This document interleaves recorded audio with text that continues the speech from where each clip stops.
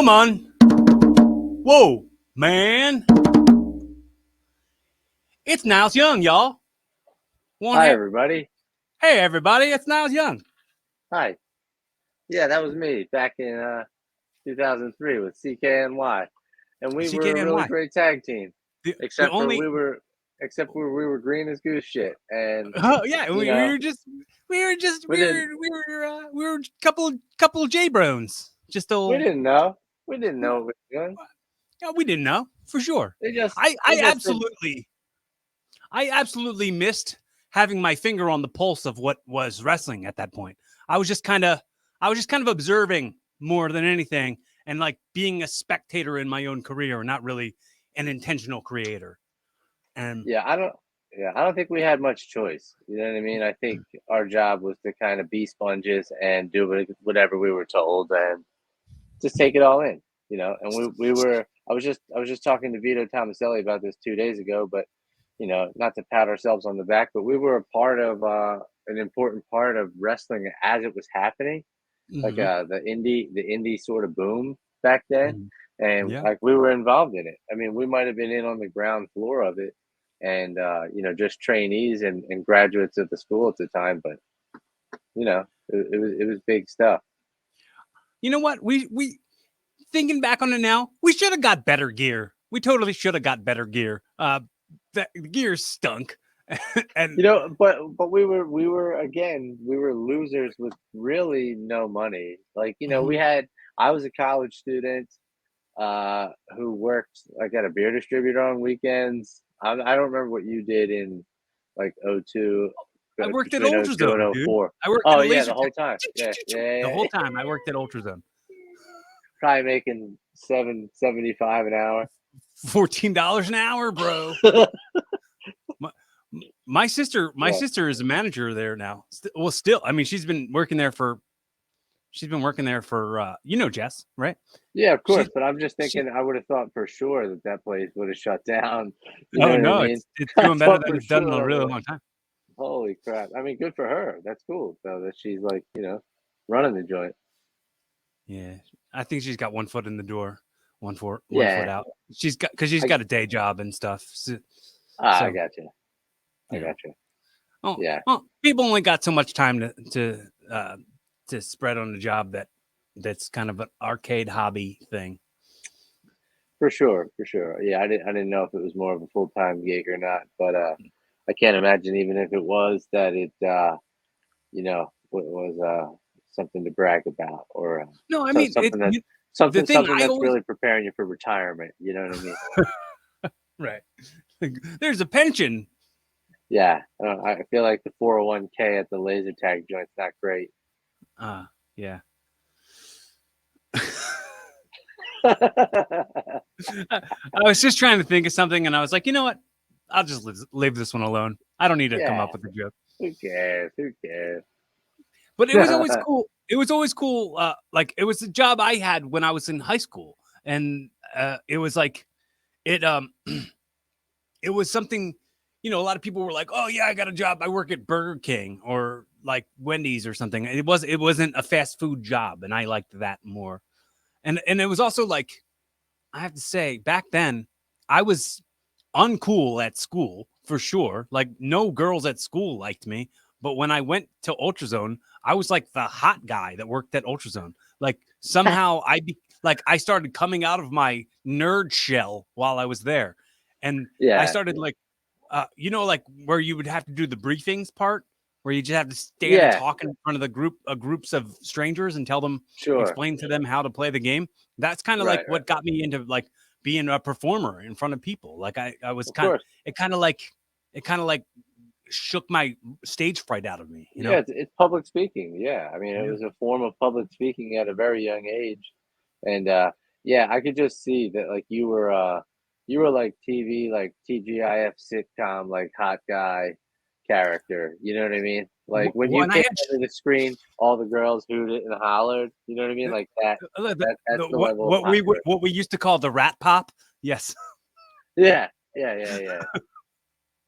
But you were running. You were slinging it at Ultrazone. Oh, bro, I got like 4 phone numbers a week. Oh, I was swimming in phone numbers. Yeah. I'm trying to think of. I mean, I think my first like job on the books was working for Super Fresh, and my mom and brother had already been working there. Like my mom was like a career Super Fresh employee, and my brother throughout his teenage years was working there, and then I started. Um, but like I think as like a young child, maybe like 11, 12 ish, this place around the corner down the street from my house, it's called Beaver Market, would let me come in and just like restock their like soda refrigerators. You know, it was 4 or 5 refrigerators, just grabbing sodas and filling it up. And I think they gave me $5, and it was either once a week or twice a week or something like that. I was a big deal. Like I was always a mogul, is what I'm getting at. Like I was always kind of an entrepreneur, even at a young age.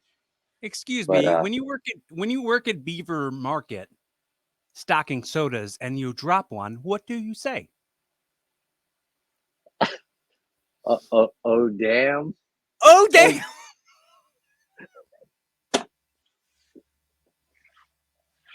I I'm a figured goof. that is that where you were going with it? Is that where you were Yeah. going? You Because work at Beaver Beaver, Market because and you drop yeah, something. see, right. I've known you for a long time, buddy. Damn it! Damn, it was better. Damn, it was better. Damn, it was Ah, better. damn it! Oh, damn it, Eugene, get him up. Yeah, It's it was a all good time. damaged.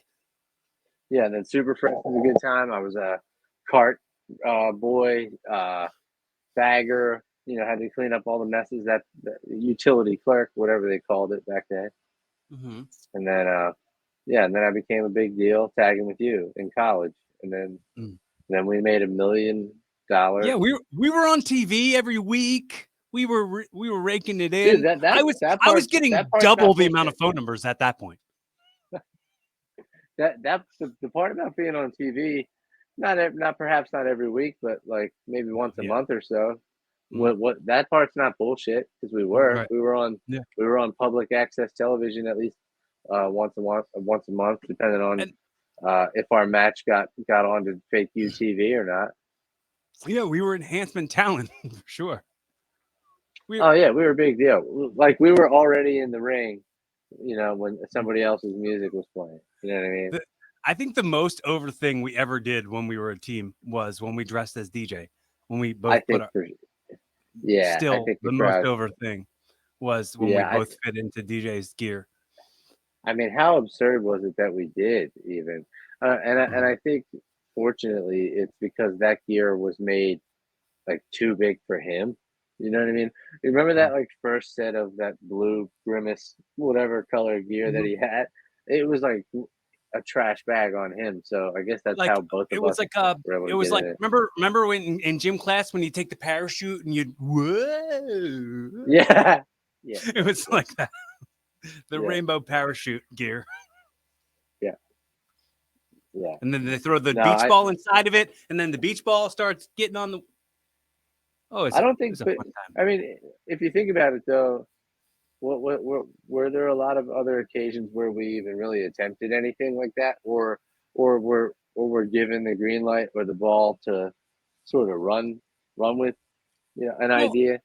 I know we started to want to mess around with like the CKY thing and mhm. Jackass thing, but it just wasn't as easy uh, to produce that kind of content as it is nowadays. You know what I Yeah, mean? yeah, It wasn't, you yeah, know, we didn't have these phones yet and shit. yeah. If if we had the equipment like the cameras that they had at Smart Mark or something like back then, if we had one like that we could film ourselves doing things and such, it would have probably changed it. I think the ideas I know I had versus like what we were able to actually do completely different. Like I thought originally when I like came up with the gimmick with the CK, I was gonna do like this Zoolander, the Zoolander like dumb model gimmick, and it didn't have the support behind it that I maybe felt like I maybe needed or something, and I wasn't good Yeah, enough to handle it even if I had the green light. good enough to carry that off and do it well. Yeah, I know what you mean, and neither was I though. I mean, we were just so new still, and yeah, it's weird to say whether it would have worked or not. And I just think that there's so many other factors that go into it, and I think you kind of hit the nail on the head. It's just that we were still very young and green, and still needed to progress in a lot of ways before we ever got like a real push at anything. You know what I'm saying? Because I mean, it wasn't until like we started to get on shows around '02, '03, but it wasn't until 2006 that I think I won the junior heavyweight title. I think it was 2006. So I mean, that's several years later. You know what I mean? It's not like we debuted and then I won a title in the company. You know what I mean? Sky rockets in flight. Pew! But yeah, I think even still, I've carried on my wrestling career, and it's been going now for 20 Too long. 20 Too too long. long. It's Yes. been going, and still that's the most things that people bring up to me. Like they Oh, like bring that shit? stuff up, and I'm like, I was a little kid. I don't remember that. Like I've done a lot more bumps and stuff since then. That stuff has etch a sketch shaked itself out of my brain. Is that the same match too that we got really messed up in? Like we got hurt? Like we Which both took like some nasty moves from the DRS, and was that like was that the gauntlet match? The tag team gauntlet? it seemed like Yeah. everything we were doing was a tag team gauntlet match. It was Yeah, I don't know why. clustery Yeah. shit that just like people show up and want to be on the show, and they're like, "Well, might as well put them over on Cory and Niles real quick." And that's just the way. That's just the way it went. Right. Yeah. Oh, Like did you bring your gear? like Go work all these money is guys. legal. All money is legal. Do you want to be Cory and Niles? Okay, sure. You want to go over on these guys? Okay. For Um, sure. yeah, I mean, for sure, the thing in hindsight to do would have been to let the outside guys get their shit in and get all their shiny shit in to see if the crowd will embrace them, but then put over the home team. You know what I mean? Like that would have made more sense. Just the same way that, like, I don't know, VD a lot of times were like the entry level team to try out guys and stuff like that. Mhm. Dahmer beat the tar out of people and whatnot.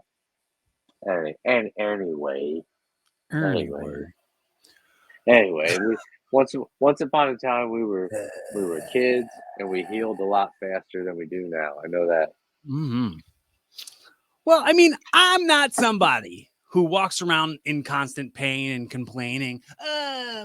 So that I build up a callous, a tolerance. I guess pain is just a part of what we go through, and it's a sacrifice that we made at a very young age.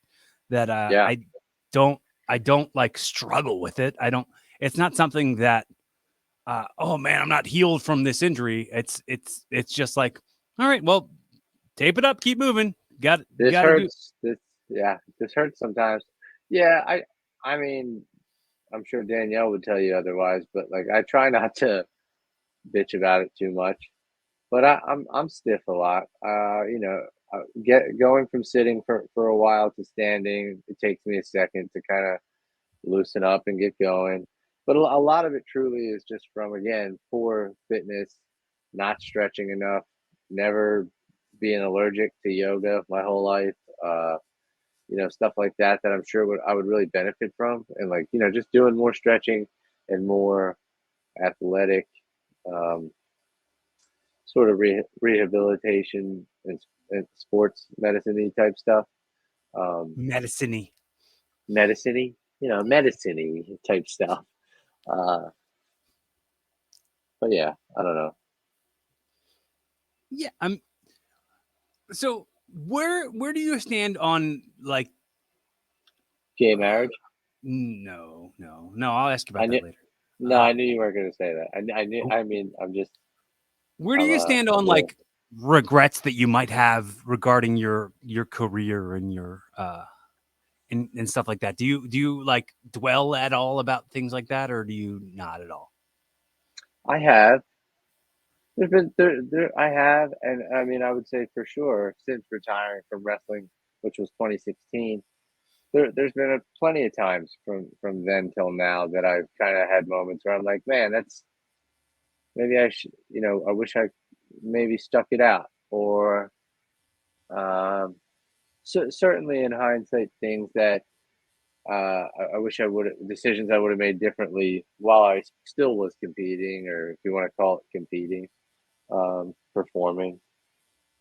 Uh, just chances I didn't take, networking I didn't try to do, um, st- procedures and steps that I didn't take to get to like those next levels when it was literally happening for people right around me in my prime. You know what I Right. mean? Yeah, yeah. And I guess I'm specifically talking about 2014 when Mhm. we did the whole Gulak campaign versus the Mhm. front thing, which lasted a very long time, probably like a year and a half. And as that ended, I did the world champion thing, and then that ended. I passed that over to G's or whatever. And like in that time frame into 2015, like Drew and Biff were getting WWE tryouts, and then shortly after getting contracts, and then would go on to have, obviously Drew still is working for WWE, and Biff did. Biff actually still works for WWE as well now too, but he's just he's a trainer at the PC now. He's not performing anymore, but regardless, that's a really sweet gig. But nevertheless, I mean, all that was happening right around the time that I was, so like I said, sort of in my wrestling prime and in good shape and everything. And it's kind of, I was kind of like, oh well, shit, why not me? Like, what am I doing wrong? And at the end of the day, it was just not sending those emails to Canyon Seaman, and not sending my links to my YouTube matches and my resume to those to William Regal and stuff like that. Like, and because I didn't do stuff like that, I probably didn't get the opportunities and chances that Drew did. Um and then I did obviously make the decision a year later to leave wrestling because I was about to become a dad, and that's a whole sort of separate thing. But yeah, that's a very long-winded answer to your question of, do I have regrets? Yeah, for sure. But um, I, I've gotten better with like dealing with it and coming to terms with it, and Well, also, it for sure it for sure doesn't serve you in any way to dwell in what could have been and what should have been, and who to, like, trying to like, I'm the same way as, like, as far as like, I think at times in my life I gave other people too much power over what my career was, and I didn't have accountability. I didn't really know what that was. I was playing blame game for a good amount of my wrestling career, that maybe didn't need to be there, and bitter for sure. I was a bitter boy, a bitter sure, boy. sure, a little bitter boy, just a little sour puss, but a little puss. But Mhm. yeah, like I truly have. I mean, especially nowadays, seeing that, the position I'm in now in my life, although it's not like, I'm not on Easy Street and I'm not on Dream Street, but Hey you man, you know, just bought a house. You're a no, homeowner. exactly, and thanks for pointing that out, buddy. But and that's kind of where I was going with this, is that like Mhm. I am proud of that. To I'm proud of to that be too. I able. have to tell you that Thanks, I'm buddy. very proud of you for that. Thank you, buddy. I appreciate it. And I mean, for me, like literally 10 years ago in 2013, at the beginning of 2013, I lost my job in Belmar, New Jersey. I was living in Collingswood, New Jersey. And Well, that's where shortly Matt Flowers. thereafter, oh, yeah? Yeah, Oh, I yeah. miss me. I miss me some Matt Flowers. Me too. But, All the time. but, Right. yeah, I shortly thereafter, long story short, I ended up having to move home. I was broke. and out of work. And 10 years later, I've got a family and just bought a house. So it's like I feel like Cartman. It's like beefcake. You know what I mean? Like remember when he was like, remember that? Never mind. Beefcake. Remember? I thought you were gonna say when he was like, "We got to protect these kids." The kids gotta check your asshole, sir. Um, but no, I mean, I'm happy about where I am in my life, and I'm gonna continue to work hard to just make it even better than it is, or at least maintain this plateau for a while till I can maybe level up again. You know.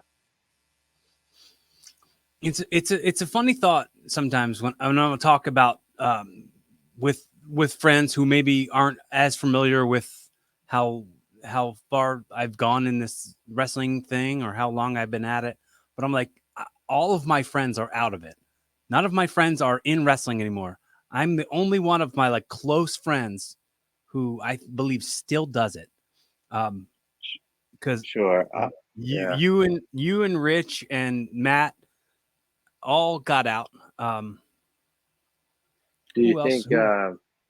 I mean, I would say that that's primarily because of our age now. You know what I mean? Mm. I'm just saying, like families, marriages, or otherwise. Like even if we weren't, I'd say that most of us probably still wouldn't be doing it anymore, just out of you know, who knows? I mean, I've been out of the game since 2016, so who knows if I would have got hurt and had to stop or something like that. You just never know.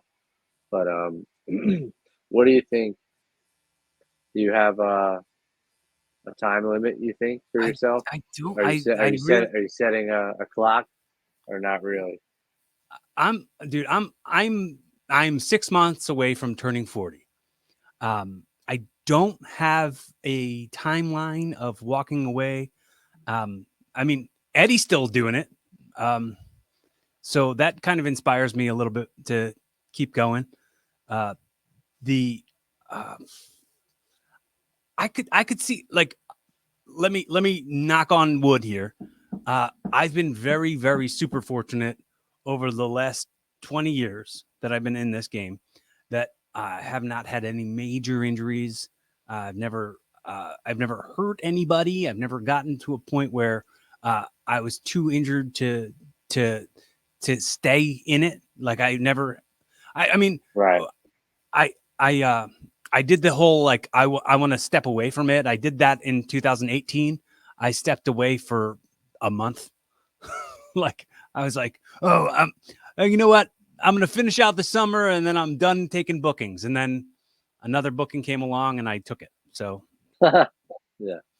the world goes that No, way I sometimes. understand. But I think, dude, at the end of the day, I mean, I think you know what I'm gonna ask is like, yeah, I mean, you could do this as long as you're physically able. Period. I Mhm. mean, if you're 67 and still physically able to get out there and do it and not hurt yourself or anybody else, yeah, sure. But I guess my question is like, wh- do you still love it just as much? And for what reason do you still feel compelled to do it? And I'm only coming like asking this question from a standpoint of, at the end of the day, it still is a very dangerous thing, and it always has been. It's just that we worked hard to get good at making it not dangerous. But at the end of the day, it's still a very dangerous thing. So, like, what part of it still absolutely compels you to keep wanting to do it? Um, I think it's because I know that I'm good. And the thing is, like, I know that I am better than I was last month and better than I was the month before. Every time I'm doing it, I feel like I'm better at it than I used to be. And I have a more of a, I think what I loved about wrestling when I was a kid is, is a factor that I have in me now that I don't think I had as a young wrestler because An X factor? yeah, life's been good to me.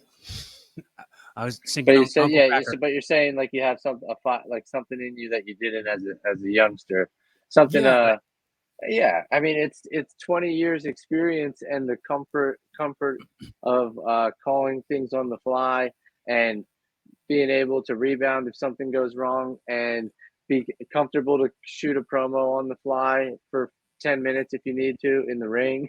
You know what I mean? Like that's I think one big thing that's probably different for you. You know what I mean? like The comfort level.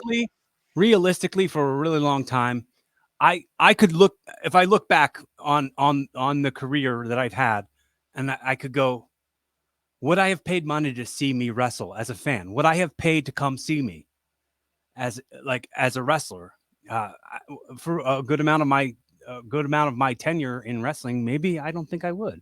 Maybe I didn't have the confidence to feel like, oh yeah, I'd absolutely pay money to come see me, but I have that now, and I know like I've got a marketability now that I don't believe I ever had.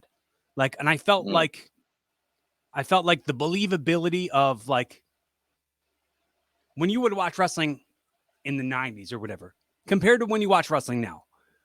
You could watch the headbangers and you'd be like, whoa, those dudes would probably beat the crap out of my dad.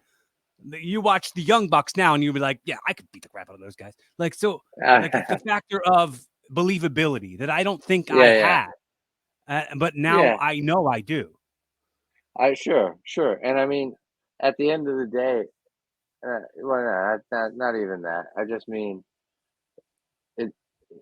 If you put our pictures now side by side with our pictures coming out of the the entranceway at the ECW or CZW arena, excuse me, back on Fake UTV, it'll look like children and parents. You know what I mean? It'll Right. look like Yeah. children on one side and like the parents of those children on the other side. Yeah. And I think that's part of it too, is that you don't look like some little rapscallion teen out there anymore. You look Right. like a man. You know what I Right. mean? Now I have the grit of a man. Yeah, you have a man facial hair now instead of little bitch ass whatever you Peach had going fuzz. on your chin back then, little bitch ass. Little bitch ass peach I fuzz I mean, had. I still can't grow a good beard, and when I No, me do, either. I just look Arab anytime I grow in anything on my face now, which doesn't doesn't really work out in my super white town.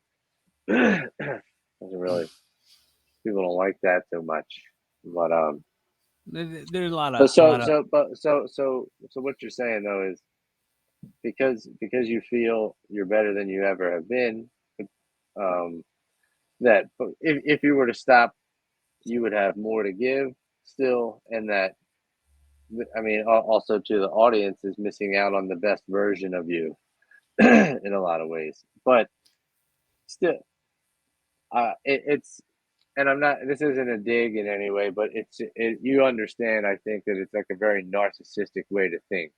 You know what I mean? It's like Mhm.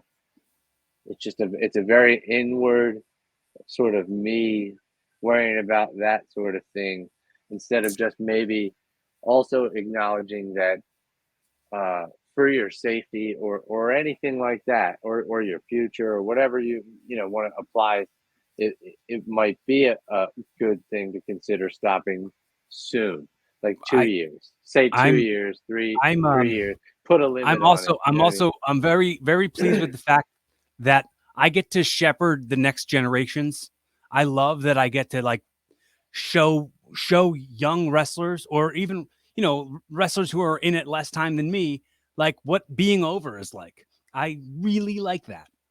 I like kind of mentoring and like being a locker room leader in some ways and kind of giving advice in some ways. If somebody were to come up to me and ask me advice, being able to be somebody whose opinion is valid enough in another peer's mind that like they would actually listen to what I'm saying. And the fact that I'm not only creating moments for them to know what it's like to feel like they're over for the first time, maybe, to then create those moments for the fans who are in attendance. And that's not to say that there's millions of them in attendance, but I'm saying like just if those, let's say, 100 people that show up to that independent event are gonna get their money's worth. I mean, I'm not gonna get their money's worth, but they'll get their money's Well, yeah, and I mean, and you have to learn the tricks of the trade somewhere. And even excuse me, even if, like you said, even if it is on that sort of smaller scale in front of a small audience, it's still the same principles as if it was an arena filled with thousands of people. Like you still have to learn how to work there, and it applies everywhere. You still have to figure out those fundamentals. So there's nothing wrong with that, you know. I have a number in my head, and it might sound ridiculous because I'm 39 now, but I could see me going till I'm in my early 50s.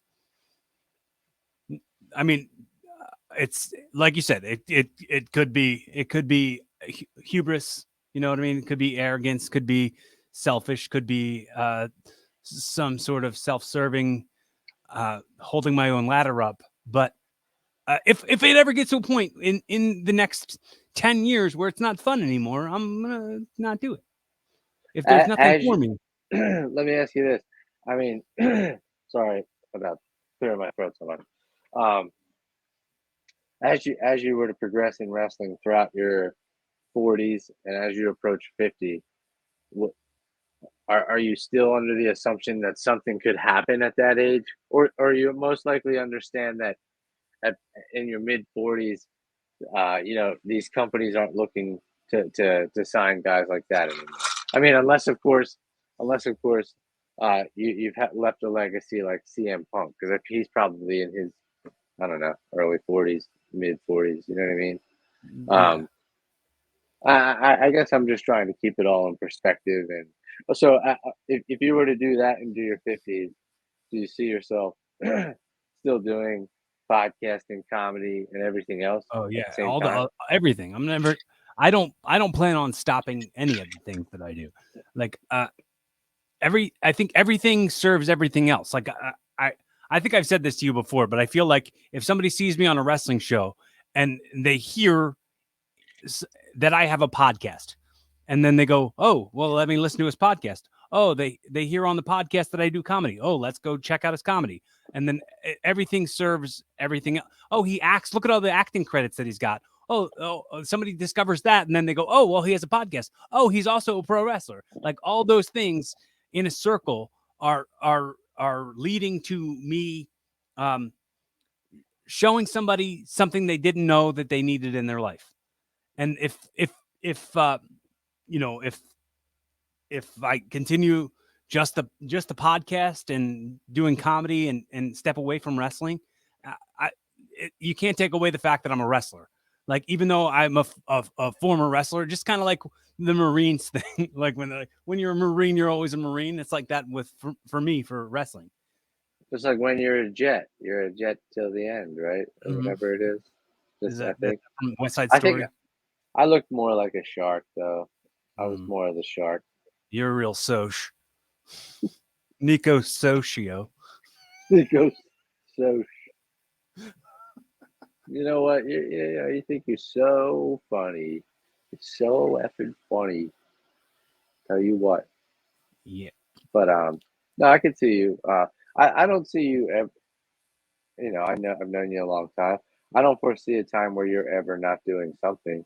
Like I would never tell you to stop all the things that you do and just get a job. I mean, you've always had Well, I've a always job. had the job. Yeah, yeah, I'm right. oh, Yeah. I mean, I just mean like you need to yeah. be more career oriented, Corey, and focus on becoming a next level manager at the suck and fuck down the street. Um, I but just I think a regular life is not for me. Like I not this shit on a regular life because like some people find absolute bliss and joy living a job like a day to day every day, wake up, clock in, work their hours, go home, have a beer. That's something that works for some people, but for me, I I I want to be where the people are. I want to see them dancing, walking around on those, what do you call them? Feet. you just gotta you're a dork first of all. Uh, No, but Sure. you still gotta just have hobbies and stuff. Because I mean, I'm more or less living the. It's good because there is structure to it, and it's I think in our youth we did like a lot of wondering how we're getting to the next thing, whether it was sometimes the next meal or sometimes the next place to live, or we were struggling in one way or another because of the crazy lifestyle we chose to live. Um, but yeah, I mean, it's nice in that there's structure to it, but you have to just separate yourself from the your work, which is just what pays your bills, and then when you're not doing that, focus on what you do like to do. Like, I got some canvases on this side of me over here. I like to paint and sell my paintings. Um, I'm involved in secret cults and stuff like that. Mm-hmm. That where we plan false flag attacks and Mm-hmm. uh, you know start major world wars and things like that. Not Um, not nice. He's Illuminati. Illuminati. Not nice.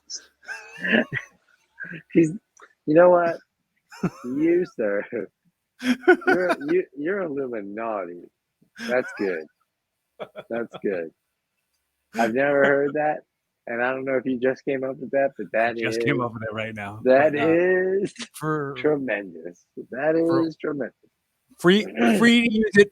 Feel free to use it anytime. Can it please be the name of the episode? Okay.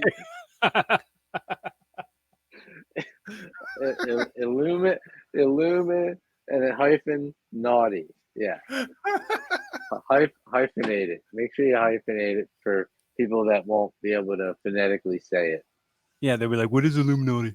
We don't know. We What's don't get it." Illuminagity?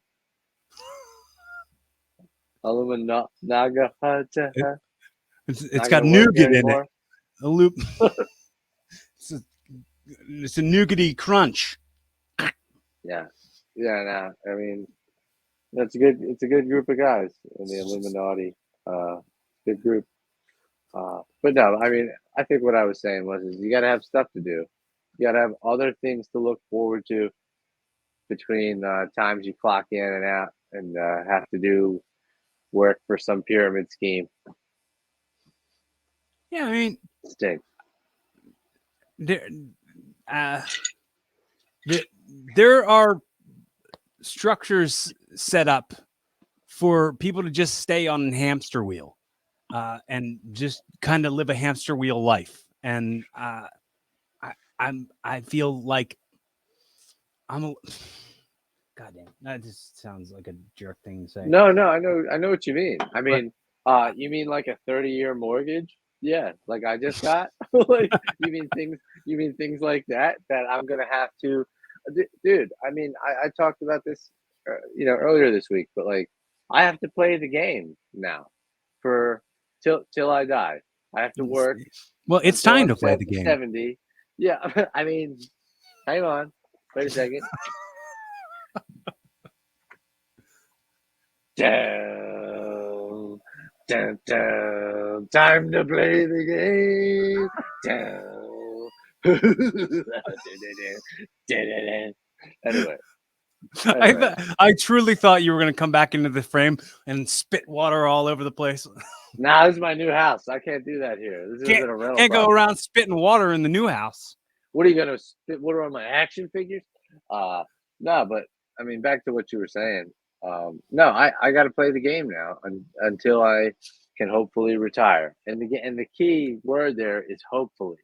You know what I mean? Guys our age now, it's like I hope I get to retire, but the way shit's going and the way everything costs so damn much, it's like it's very hard to save for a retirement.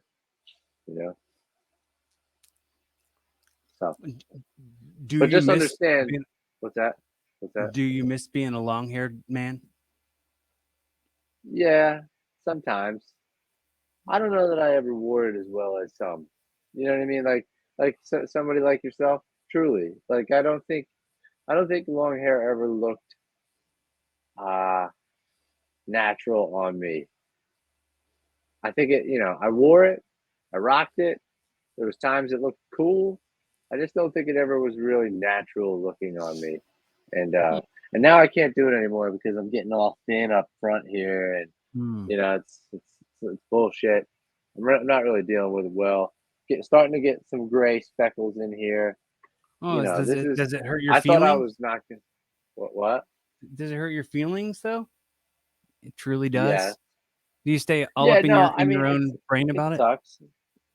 No, I mean, truly, it bugs me a little bit. I don't think I'm gonna sink into like a deep depression about it, but there's something shitty about knowing that like physically my like best years are behind me. Um, and I don't even just mean like good looks or whatever, but like my healing factor, just the ability to build muscle and recover from exercising and things like that. Uh, it, Even something as simple as like just springing into action to do something isn't as simple as it used to be. And it sucks. It's just kind of like a weird, oh yeah, like life is real. We all do get older in age. Because I think guys like me and you, we've kind of we've spent a lot of time in like on Neverland. You know what I mean? Like being kids, and feeling invincible and being invincible in a lot of ways. And it's just when you start to realize you're not, and you're like, oh man, wrinkles and gray hair, and I'm losing my hair. It's like, oh shit, this sucks. But I'm getting some grays up in here, I think. yeah, you got some on your gums there, gray Some gums. gray hairs in my gums. Yeah.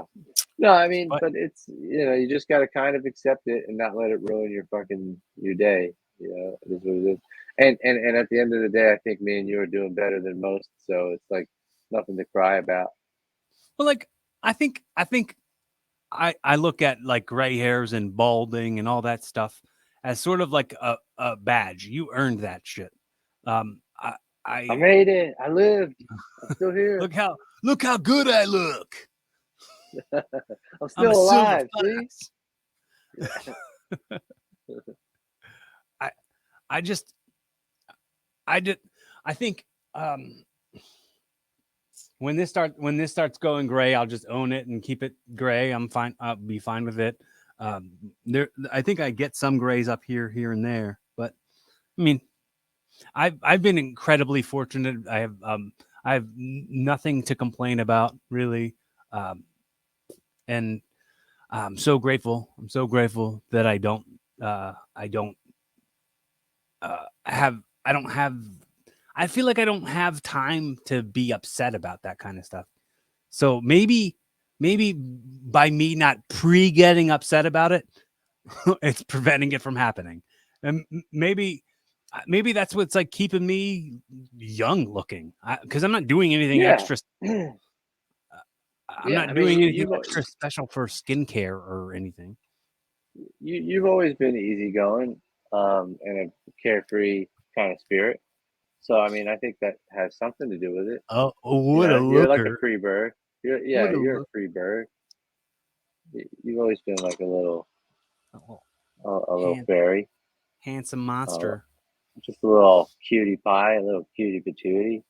Um, I think that definitely contributes to it for sure. Um, and not having some of those stresses that some of our friends did in their 20s. You know what I mean? Yeah, We have friends with kids that are in college, you know what I mean, or in high school because yeah, they did it in their 20s and whatnot. You know what I mean? And I didn't yeah. do it till I was 34. I also didn't do the kids thing ever, so I never had those stresses. Maybe that's another part of what's kept me Well, young. you gotta have balls to do that. So Yeah, and I got chemically castrated as a just for fun, youngster, for the kicks of it. that's just a little rapscallion. Hmm. Um, but yeah, no, I mean it's good. It's good that you're in a place like that. You're comfortable with everything. Do you ever feel compelled to make any like not, and it doesn't mean like starting or stopping any of the things that you do. But I mean, do you ever feel compelled to make any other drastic changes in your life?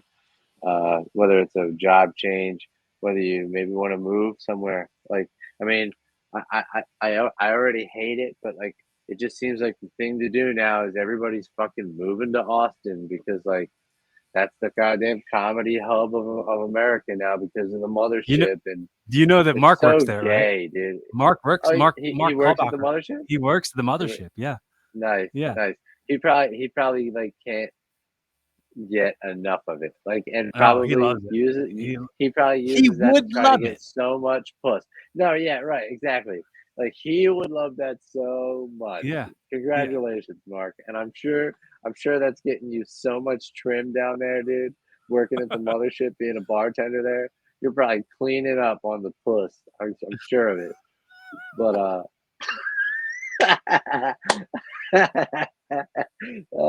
yes.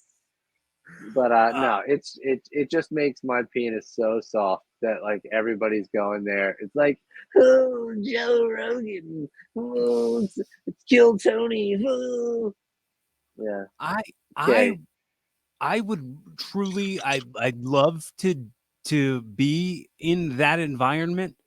But I was just having this conversation yesterday when talking about like the more like flavor of the month hot indies where like they're using the names that everybody's using.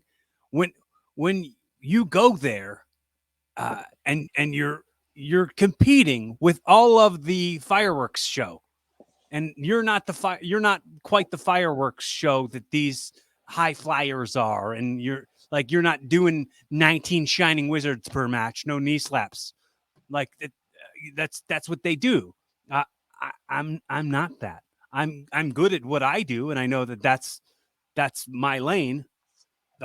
When it comes to comedy, uh, I, I think I could absolutely compete with those guys, but I'm not in a mood to compete with those folks.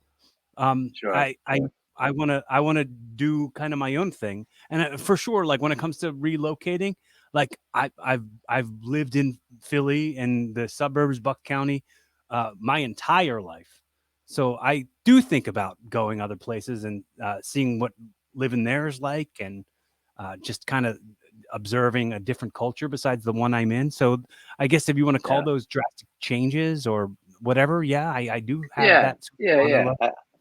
I guess that would be one major thing that I guess I'm talking about because I remember this is probably years ago at this point, but you had on Monroe Martin, and he was telling you to move to the city, and you were Yeah. like, "How can I do that? I don't have any money." He goes, "Rob somebody." Like, I think I like tweeted about it. Like I quoted you his podcast and tweeted you guys, and I thought that was so funny. He's like, rob somebody. I mean, like just do whatever it takes to get there, and and the reason I guess I'm asking that is because you were asking me earlier about like regrets and things and stuff that I kind of look back on and don't feel so great about. And it, I was afraid to do things like that my whole life. And the only reason I'm out in Littlestown, PA now is because I, I don't want to say I got forced out here, but this is where my life took me because this is where Danielle and I were starting a family. You know what I mean? Mm, Like, yeah. I probably wouldn't be in Littlestown if I had a choice otherwise. Like I would love to move us somewhere else, but this is just what works out for us. But um, what was I getting at exactly? I forget what the hell my point was now because I got sidetracked. Um, About robbing somebody oh, to robbing move somebody. to the city. Oh, just having regrets about like yeah, like I guess I was saying that I'm not forced into this situation, but this is the situation where my life took me as opposed to um, making the choice to move somewhere, like go, like somebody like Alex Cologne in 2011 or 12, maybe even 10ish, about 11 or 12, like moved out to Ohio to like go live and train with like the Christs, like Jake and Dave and Yeah. Sammy Callahan and everybody that was kind of doing from like Rockstar Pro, I think was the name of that company out in Ohio. Um, I was like and I Sammy's don't want to say company. before or you like one moved of here. his Yeah. home promotions, one of his Mhm. home deals.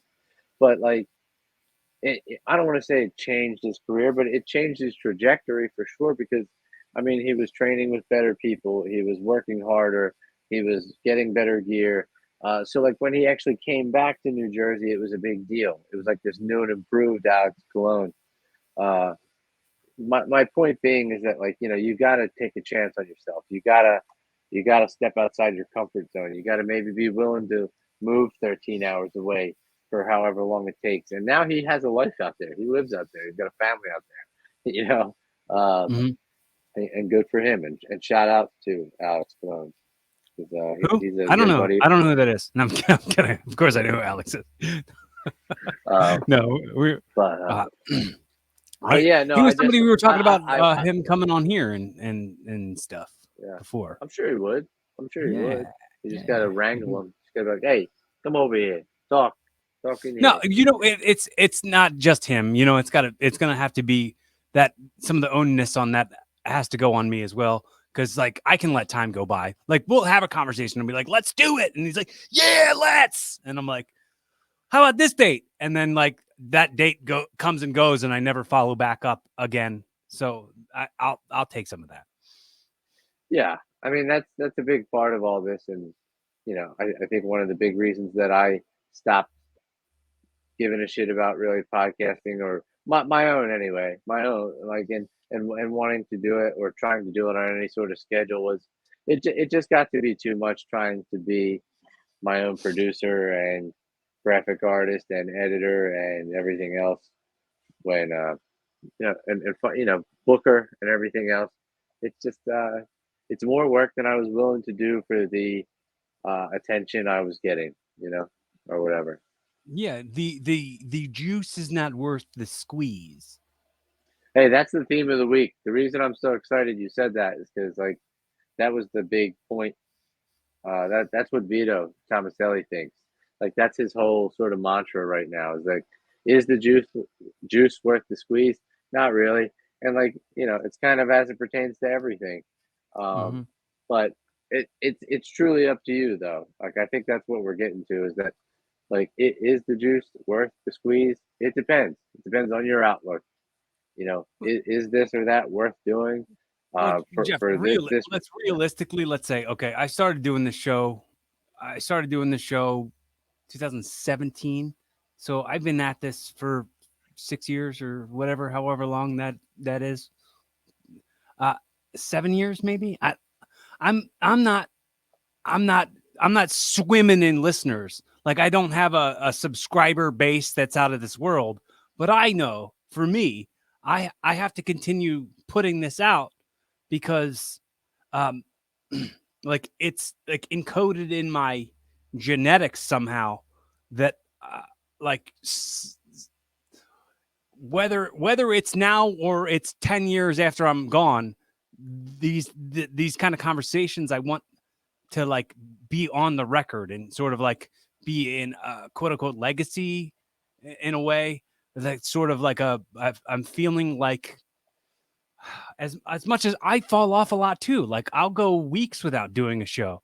I'll go sometimes months where I didn't record anything, but I'll pick right back up and I'll go like, well, this is a neat time, like a timestamp on who I was at the time when I recorded it, or like, when you go back, it's called evolving with Cory Kastle because it's like not just my name. It's my name, so it has to be in the title of the show, but it's with me. So you can listen in and you can go, well, this is what he was, an awkward host in the beginning, and here it became a little less awkward and a little less awkward. And, I just want to make sure I'm good at this. And Sure. the more and more I do it, the more and more it's something other people will want to hear. And if they find it now or they find it 10 years from now, uh, cool. Yeah. It's more about like I said, wrestling in front of 100 people. It's like it's the same thing. It Yeah. doesn't matter the size of the audience. It's kind of like the whole like the dog in the fight, but the fight in the dog kind of thing Sure. analogy. but when it comes to the size of the audience or the size of the audience in my heart, isn't it, they'll weigh themselves into equal soon. Yeah, I know exactly what you mean now. And I think in I don't know, maybe the last year or so. I don't know what it is, or maybe just the last couple of years, or maybe it was just in like the experimenting with podcasting that I did on my own. But I think where I've been working on really trying to differ myself from everyone else, and what you're describing is wanting to do all the stuff that you're saying about evolving and as a person and as a family man and as a friend and in every way that a man and a person wants to evolve. But I no longer really feel compelled to do that in front of anyone. And I don't necessarily just mean recorded on a podcast or on a vlog, but I don't share as much on Facebook. I don't share as much on my Instagram. And it's just because I, people that aren't in my life aren't as important as people who are in my life.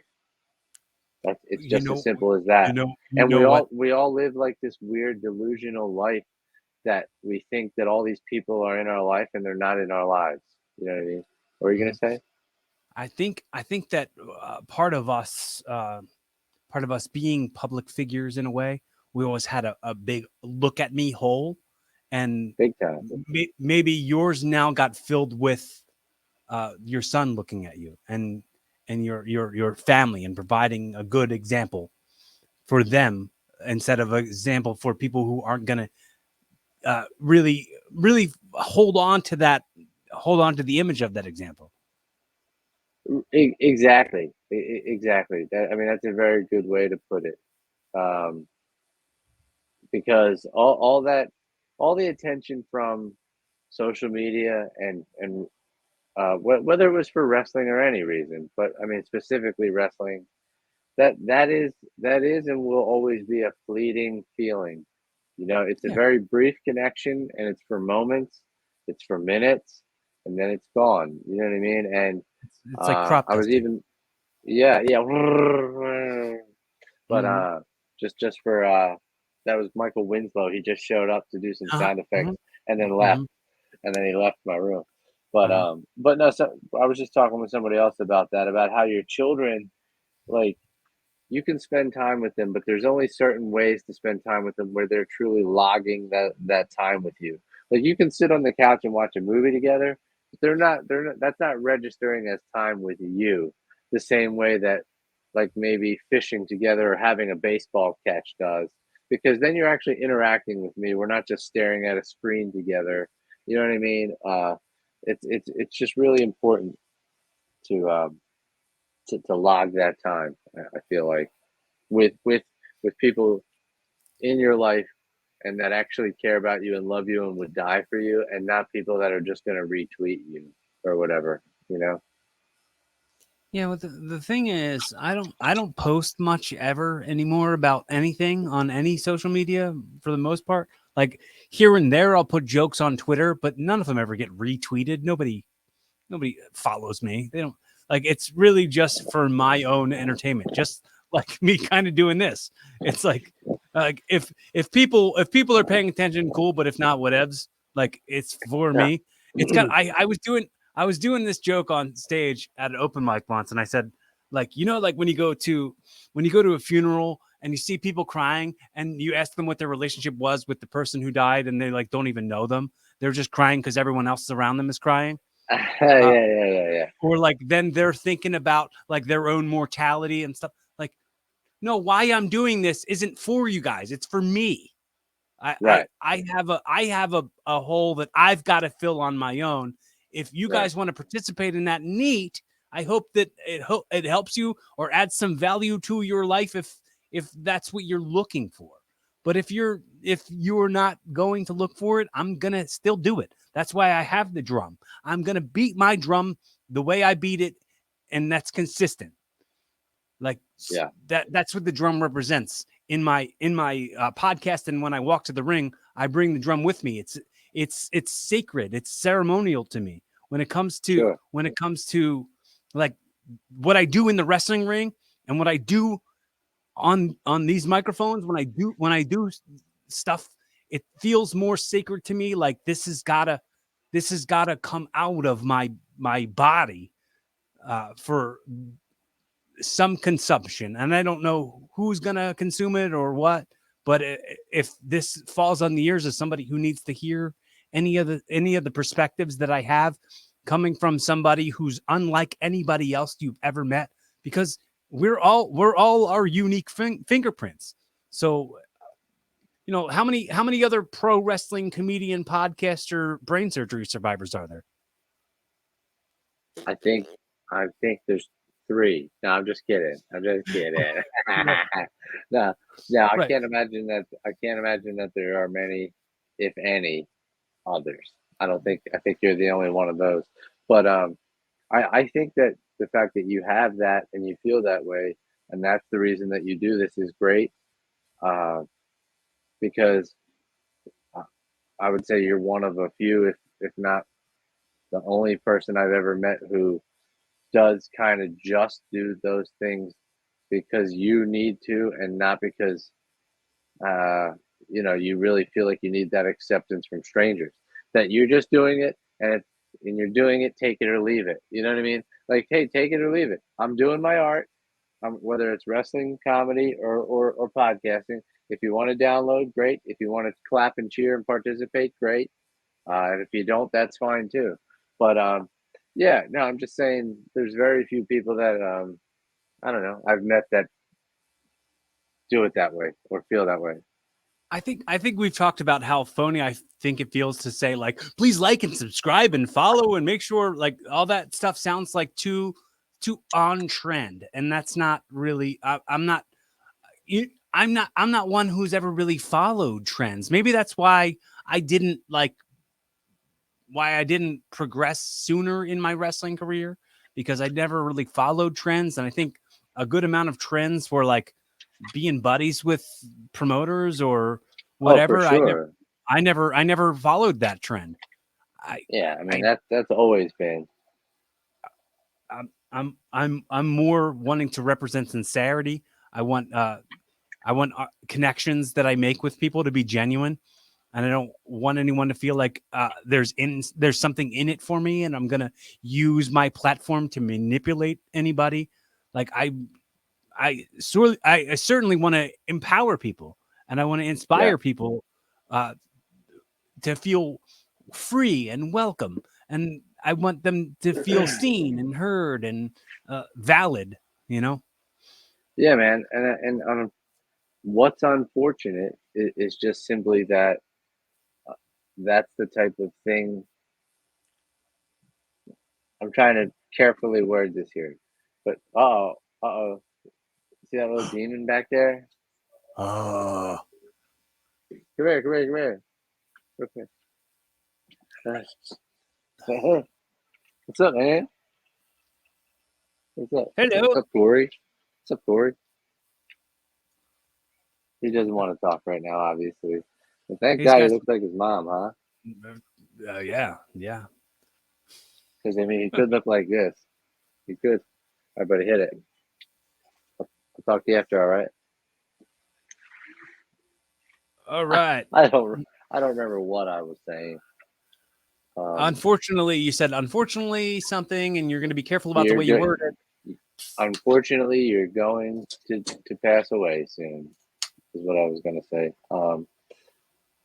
No, unfortunately, because you're that way, and you've always been sort of the nice guy, and you're not a cutthroat guy, and it's what will keep you at a certain level because show business is nasty, and wrestling is a part of show business, and so are all these things that you're involved in are very much show business, and not being willing to do that stuff again doesn't make it makes you a good person, not a bad person.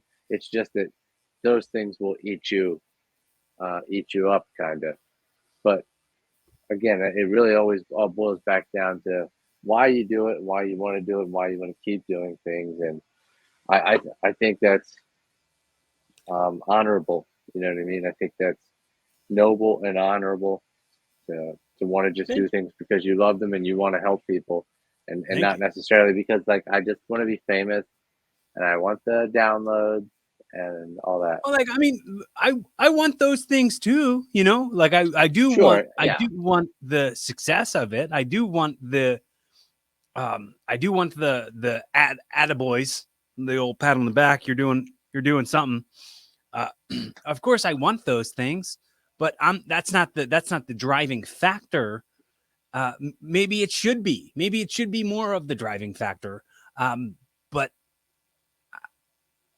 I feel like maybe I'd be portraying myself the wrong way. I'd be betraying the trust of the people who actually get some value out of what I say uh, and and the messages that are inside of those things.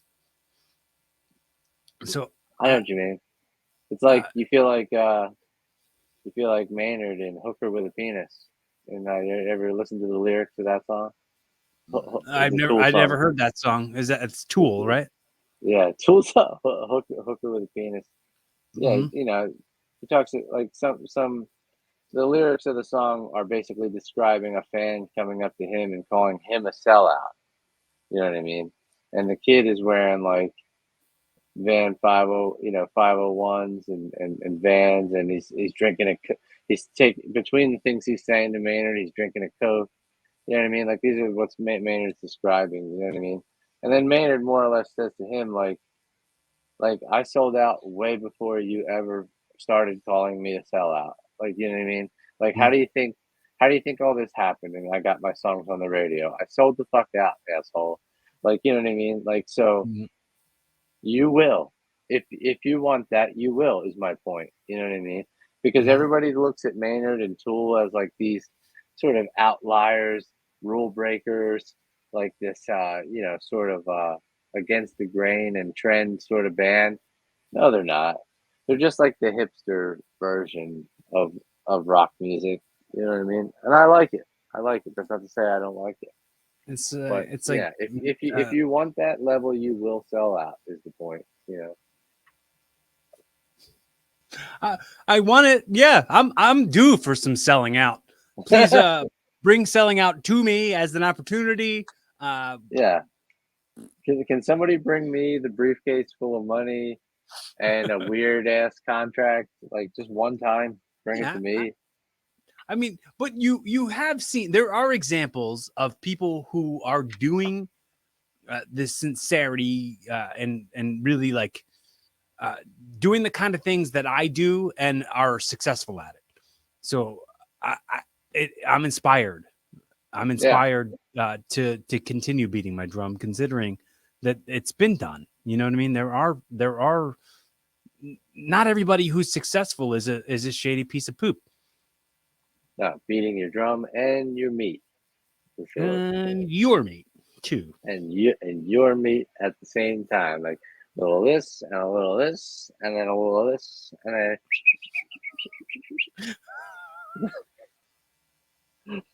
Michael Winslow just came in and did more sound effects. Did you hear him?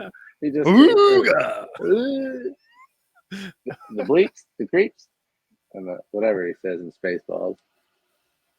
I, the bit's over. I ruined the bit. I ruined the bit. I used to have all the Police Academy toys when I was a kid. That's Uh, pretty impressive. I don't. I forgot that I there didn't. were any. Oh man, I had them all. I I was forgot a I was a until you big said fan of that. those toys. Yeah, I had all the Police They all Academy did toys. some. They all did something pretty unique based on like their character, right? I think I mean I was probably in second grade or something, but like that movie probably wasn't for little kids. No, not It really. wasn't for little kids No. and to have toys and things like that. But I had them. I had them all. That's, I'm grateful for all my privileges that I've had. Oh yeah, man. We had it good, man. We uh Yeah. we hit the life lotteries as far as a lot of people go. We Yeah. had people that cared about us, you know, and loved us. I So I don't think I don't think and I want to kind of tippy toe on this. I think I'm so lucky, and I don't even like to throw the word lucky around, but to be birthed by some one parent that cares way more than most people's two parents care. Just I'm thanking the universe. I'm thanking God. Uh, I'm thanking my grandparents for meeting each other and creating that person, that like small every 1 in a billion chance that happened multiple times to get me right here right now, Oh being yeah. born on Oh, this time in this planet by this person.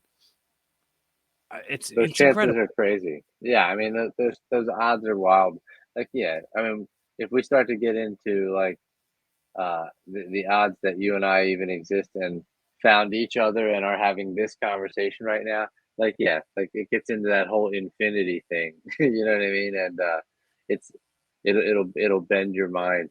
But just yeah, just the sheer fact that we are get to go through life and we were the ones that made it to the egg and here we are. Mhm. It's pretty wild, man.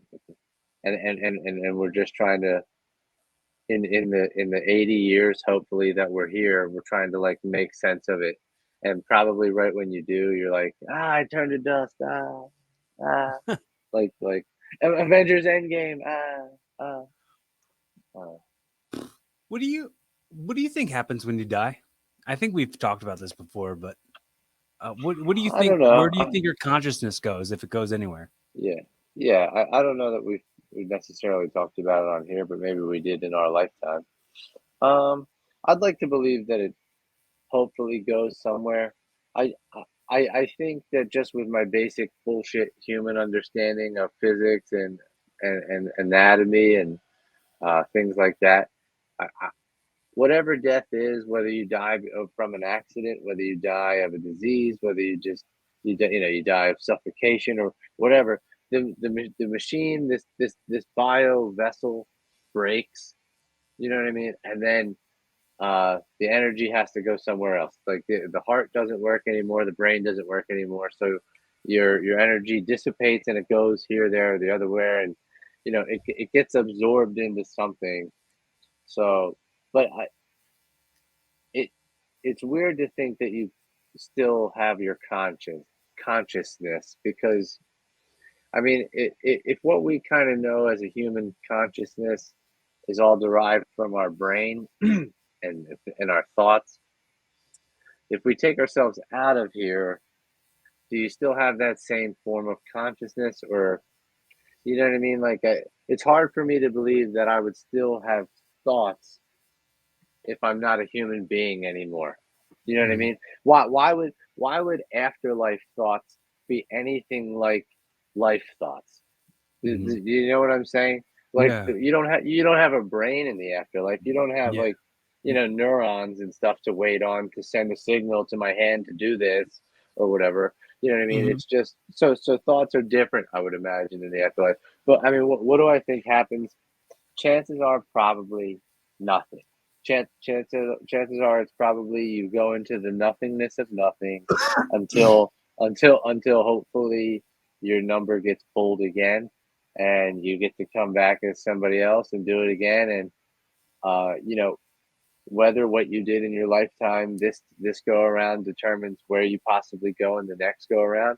Maybe it does, maybe it doesn't. Maybe karma is a real thing and maybe it's not. Maybe you can come into this life and just be a cunt, and it doesn't matter. Like you and the lady who was a saint are going to the same place, and that's nowhere. So I think unfortunately there's a good chance that it is probably nothing, but I would really like to believe that at least think about it like this: that the energy of all of our dead friends lives in us, because I think that energy gets absorbed into the people who love those dead people, and that's how that's what everlasting life is. It's being loved and worshipped and remembered by the living. You know what I Mm. mean? Have you thought about what you'll say when Nico asks you questions like that? It's kind of somewhat come up here and there, and I Yeah. think for now I'm telling him that we all go to heaven someday. You know what I mean? And Mm, we all get to be together. But I always kind of have like a little bit of a caveat where mm, I'm like, but it's not like this. You know what I mean? Like I'm like, mm. we're all gonna go somewhere someday, and everything's gonna be okay. And I might not be here. Um,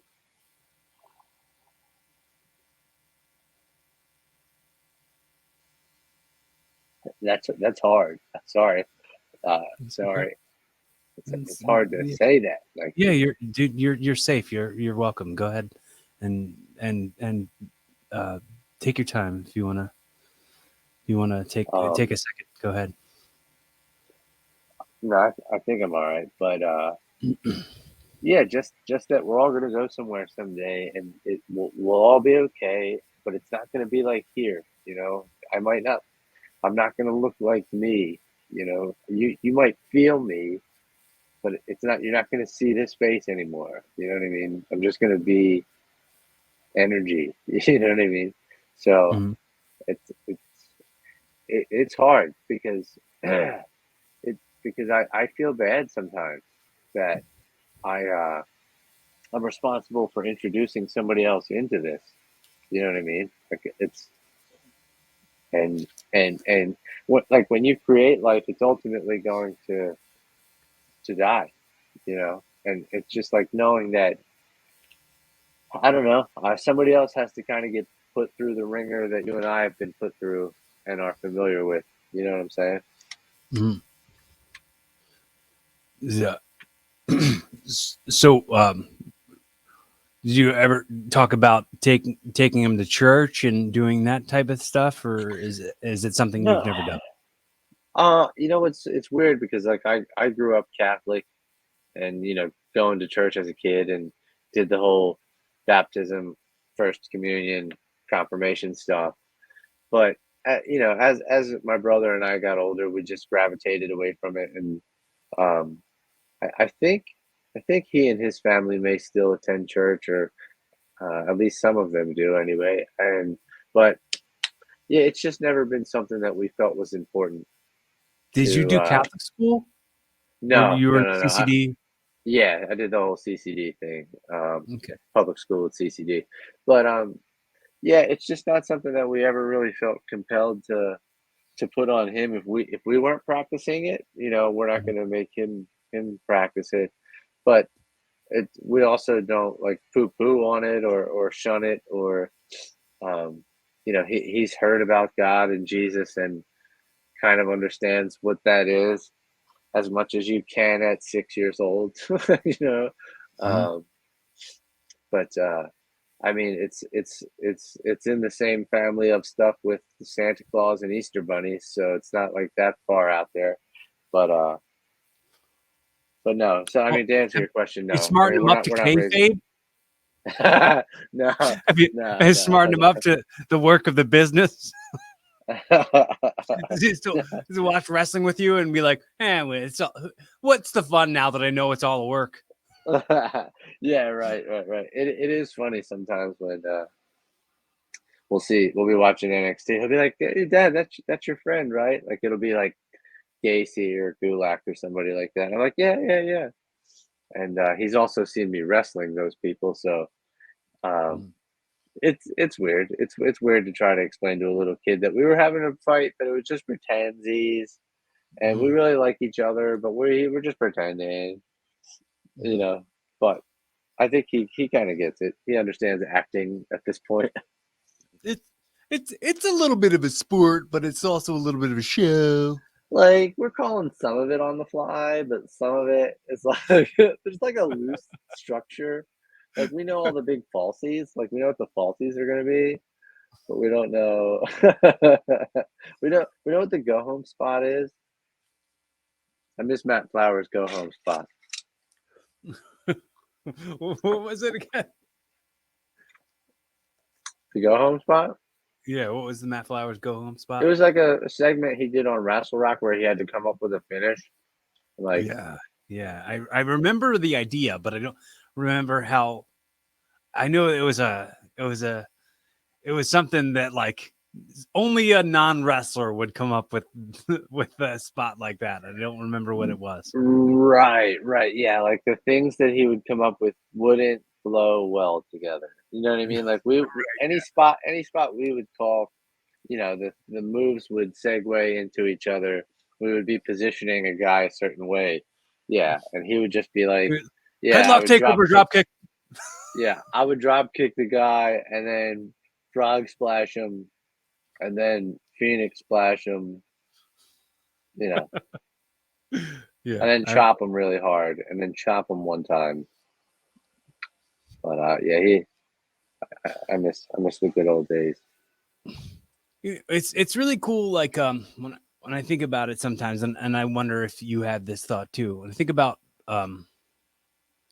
dreaming about doing that when you were a kid, like dreaming about being a pro wrestler and then actually doing it, versus the amount of times people dream about doing something and then don't ever do it. So as much as like there can be some regrets or whatever, some like, oh, should have went this way or that way, that all that stuff can be quickly invalidated by going, I did it though. Sure. I there was a thing that I said I wanted to do and I did it.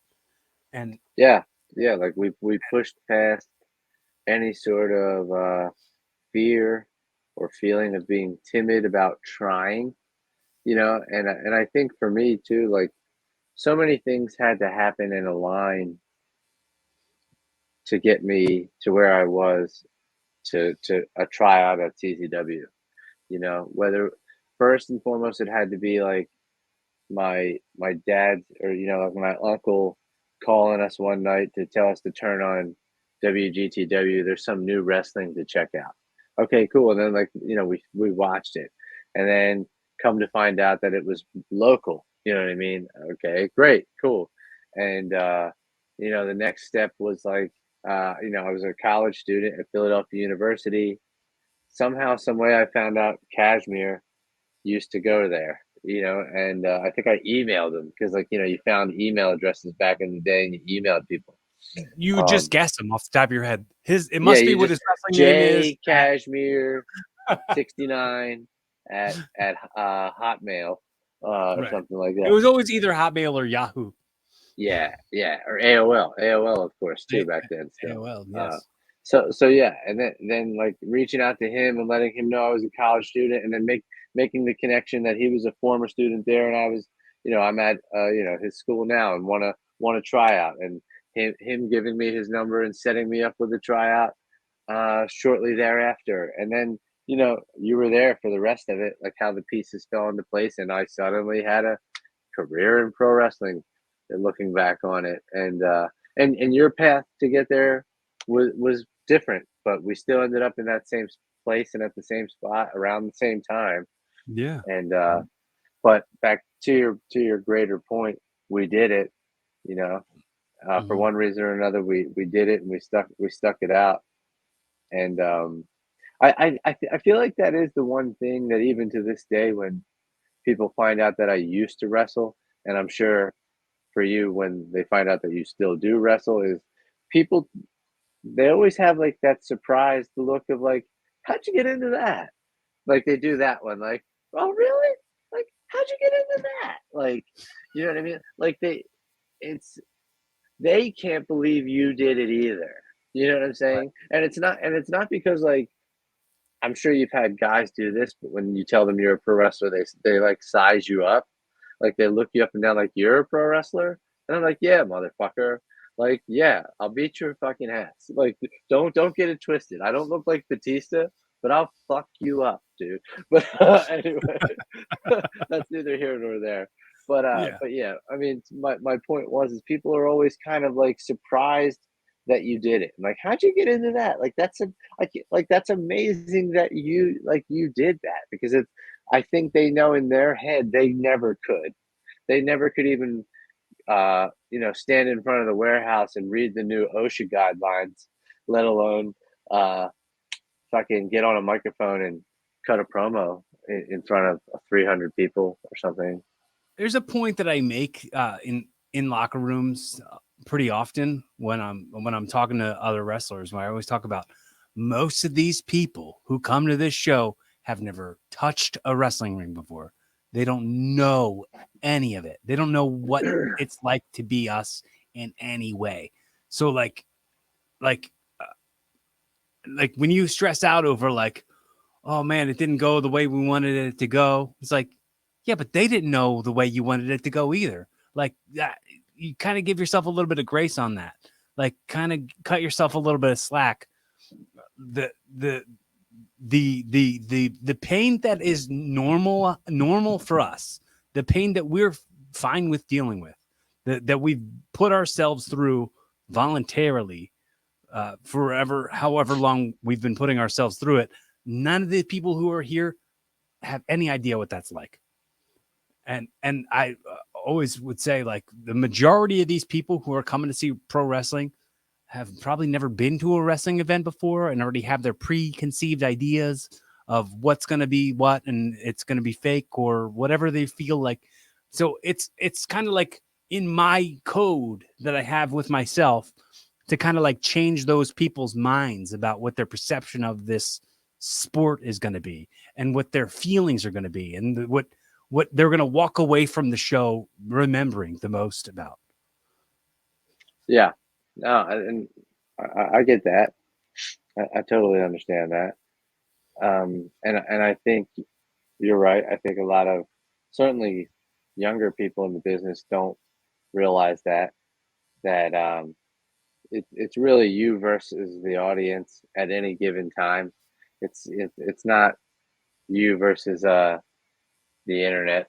It's not I mean, ultimately, you want to go out there and do something because we're living in, obviously clip wrestling, real wrestling, gift wrestling times where that's like, just as important as being able to put together a whole match. You know And what I mean? having gear and a presentation, looking like a professional, looking like an athlete, looking like somebody who belongs there Ooh, is less stressed, like the importance of. And it kind of became, and I've made this point. Maybe I don't know if I said it out loud to anybody. I've for sure thought this point before, but like pro wrestling used to be very exclusive. It used to be like you had to have a presentation, you had to have the it factor. Everybody said the it factor was a big important part about you stepping into a ring and being allowed to be in the wrestling business. That was like part of it. And now it's just like anybody who signs up can be a wrestler. It went from like like a like a, a paid spotlight gig to like a karaoke night yeah. I mean, within yeah, it like very much went a from a short amount country of time. club. You know what I mean? Right. It was instead of being like a country club, it's a YMCA now. You know what I Yeah. mean? Mm-hmm. You know, So YMCA, to be honest, you know. But I was just talking to, I went to the benefit show for G's that Super Crazy Wrestling did in New Jersey like about a month ago. And I was talking to Homicide there. Homicide was there. And, we were just sitting in the corner being old and judging everything that we saw because that's what we do. And, we just got into a discussion and he asked me like if I thought it was better or worse nowadays. And I said, It's different now. Like I think that we're dealing with a different thing. So you and I look at things with a certain set of rules and guidelines and parameters, and those aren't the rules for what wrestling is now. Those aren't the rules anymore. Like psychology and selling and presentation and looking like a wrestler and being 6'2", 220, those are not the rules anymore. It's those are anything but the fuck. Like if you do those things and you have sound fundamentals and you go out there and you do a 3-minute TV style match, you stink. Like, you know what I mean? Like, you stink now. You didn't Like, get you didn't get the pop after pop after pop after pop that right. Yeah. that is What did required you, in what this did you, gift culture of wrestling. yeah. Yeah. Well, like, what are you out there doing? Trying to get a character over? Knock it off. Knock it off. You Knock that shit off. boomer, get out of here, boomer. Yeah. Okay. But, no, I mean, so fact that, I'm good at going in the wrong direction, but I was telling him that, and he kind of agreed that it's just become something different now. And we can't look at it through the same lens that we used to. And if we continue to do that, we're just going to continue to be disappointed with the way things are run now. Mhm. We're just going to be mad about it. Yeah. So square But peg round but that hole. that's why I'm gonna call the Illuminati and fucking we're gonna blow up AEW headquarters wherever that is. Fucking just end it all Like because I've had Jacksonville? enough. Is that where? Is it in Yeah, Jacksonville? I think that's about right. Um, I have to tell you, man, I don't hate some like I'm not somebody who really is for hating on things, but I've from what I see of some of AEW, I go, oh, this really has some potential to be something, right? You know, like I think the Saturday show, the Collision show, is something worth people's time. I think it's, as long as they don't let it get all grabbed. What I like about it is they treat it like it's its own thing. They don't do the thing like it's Saturday night and you know what that means. They do that with every other damn show. They don't do that Yeah, for Collision or whatever. So there's just little parts of it that I'm like, all right, this presentation is better. Like yeah, and I mean, Nigel McGuinness and I need to give it a fair shot because I mean,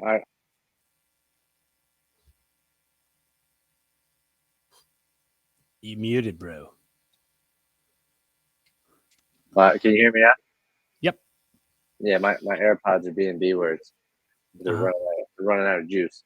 But I was saying that I need to give AEW a fair shot because I've really only watched mostly pay-per-views. I don't really tune into any of the programming.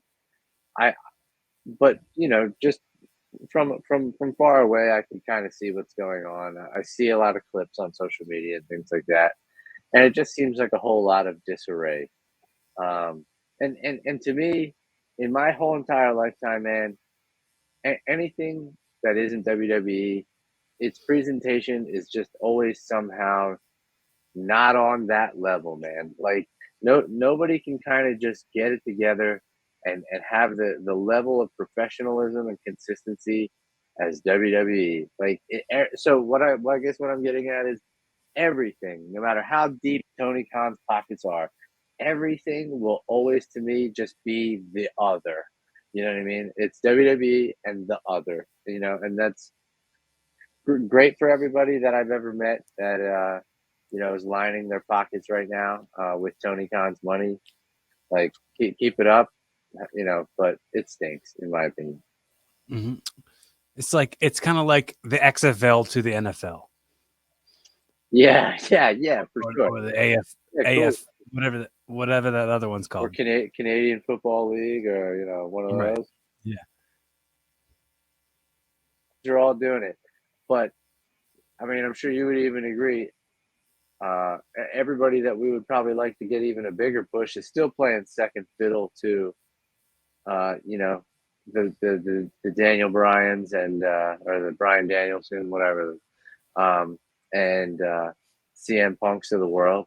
You know what I mean? They're all still getting outshined by all that garbage. And Sting, like enough, Sting, like enough. That's enough, Sting, right? You know what the famous saying about Sting forever has always been like, oh, they're getting Sting money over there. Like he's still like probably super paid. Like, doesn't he have enough? When is it enough? Like He makes, when dude, he makes enough at a signing, more at a signing than you and I make in 3 fucking years, dude. Probably like just in taking pictures and signing autographs at an event. He probably makes. You know what I'm saying? Yeah, that's enough Sting, is what I'm trying to say. And that's enough CM Punk, and that's enough Brian Danielson too. Like, when's enough enough? When's enough enough? How many championships do you want to win? You've wrestled everybody, you beat everybody. Enough. See you later. Well, See ya. I still like Brian and Punk, but I mean, uh, I I see your What's point left to on the do? Sting. What's left to do? What's left to do? You've had all of the matches, all of them. You've had them all. Coming from a guy who's planning on doing this till I'm 50, I I see where they're going. But I'm just gonna follow you around from show to show, from now on, and do shoot run-ins and try to Nancy Kerrigan you out of the business. For every show you do now, every show you do now, you have to be like eyes in the back of your head, because here I come with a crowbar. But I think you'll be. I Get. don't think you'll show. I don't think you'll be there. I don't think you'll do that. I won't. I think No, you'll be a it's okay. no Sozio. Also an optional show title. No shows yet. Tonight, ladies and gentlemen, we have no Shozio. I'm just kidding. Here he is. I'm just kidding. Here he is. Come on out. Come on out, sir. Is there anything? I want to tell you some stuff on the record, and I want to make sure that I say these very important things to you on the record while we're here, and then I will ask you after I say those things if you've got anything you'd like to say to me or ask me. For the record's sake, I want to say you're one of my best friends I've ever had, for sure. Like I the bond that you and I have is unlike any bond that I've had with any other person, and it's very, very important to me. And I don't want you to ever forget about that. I think for a little while, and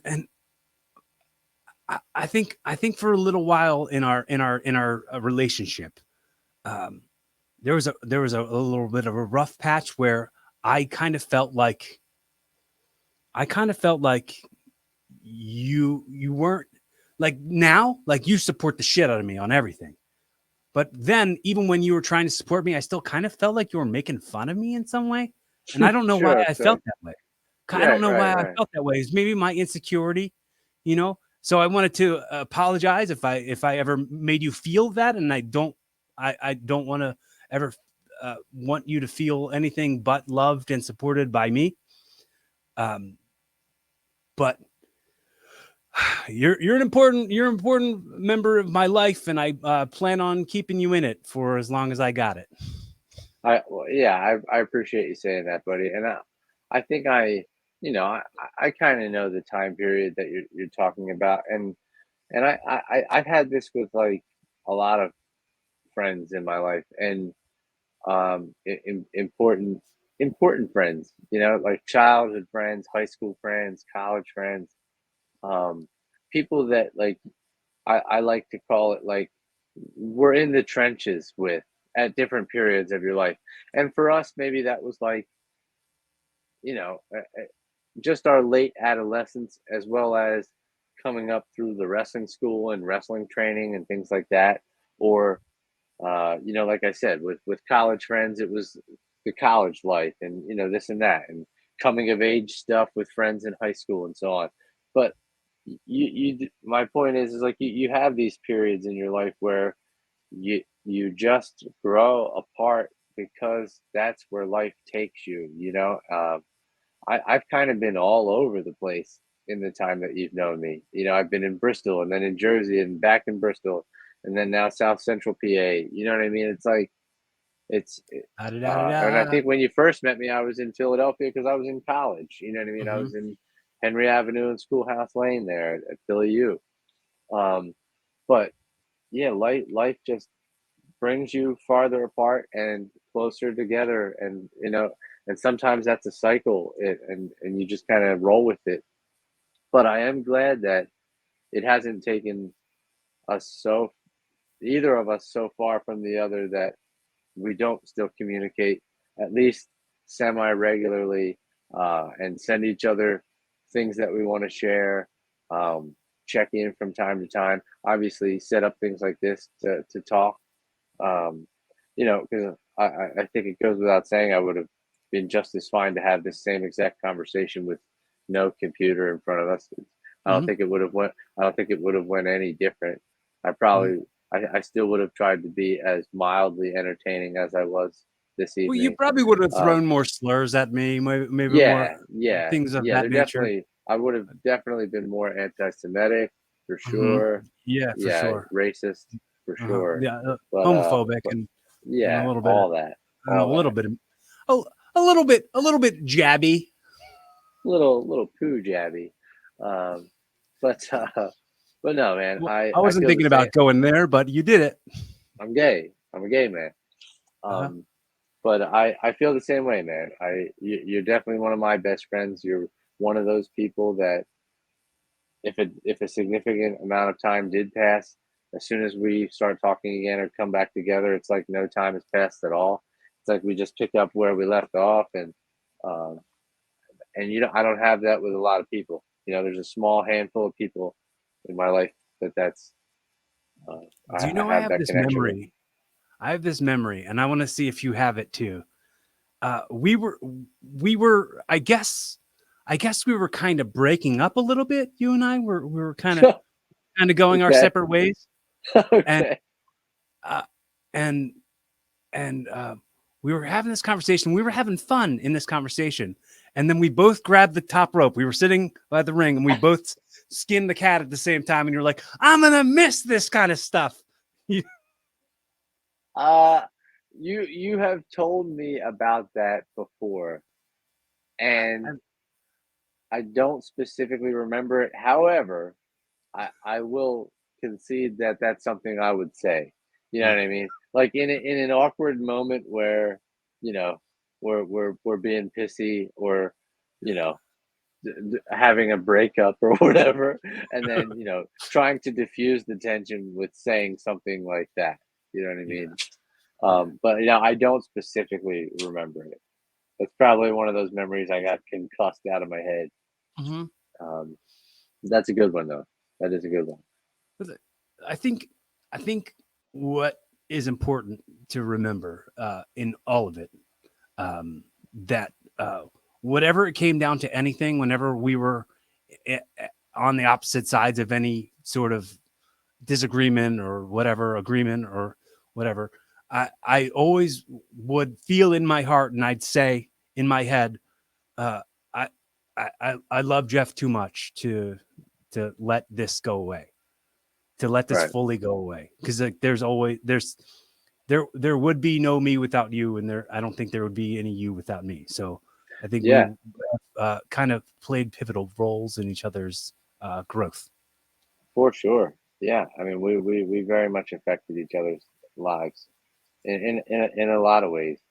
And yeah, I definitely appreciate that that was always there. And we never, you know, just nothing ever severed uh, our relationship completely. You know what I mean?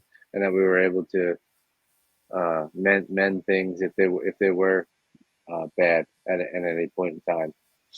You know, and now we can reminisce about it and reflect on so many things.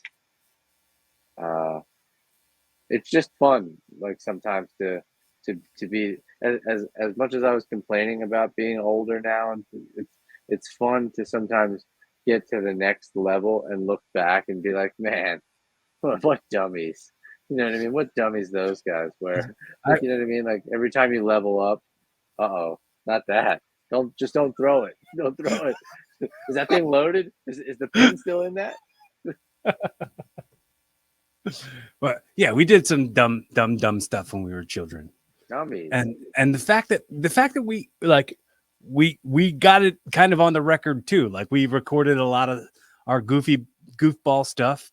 Uh, I mean, who knows if that uh, footage exists anywhere? Like I Rick hope probably so. has that somewhere, but He's got it. He's got yeah, it somewhere. he said to me, I forget what it was. I don't remember exactly what it was. He was like, "Yeah, dude, I've got footage of you dating back to '98 till now." I'm like, Oh my god, "Oh wow, that's a lot of stuff." that's he watches it once a week in like the closet, does like Mm-hmm. weird stuff. Yeah, Yeah, it's got to be a challenge to not watch that every week. I mean, I would watch it every week if I were him. we're gonna have to, that's for when we ultimately make the documentary about your life.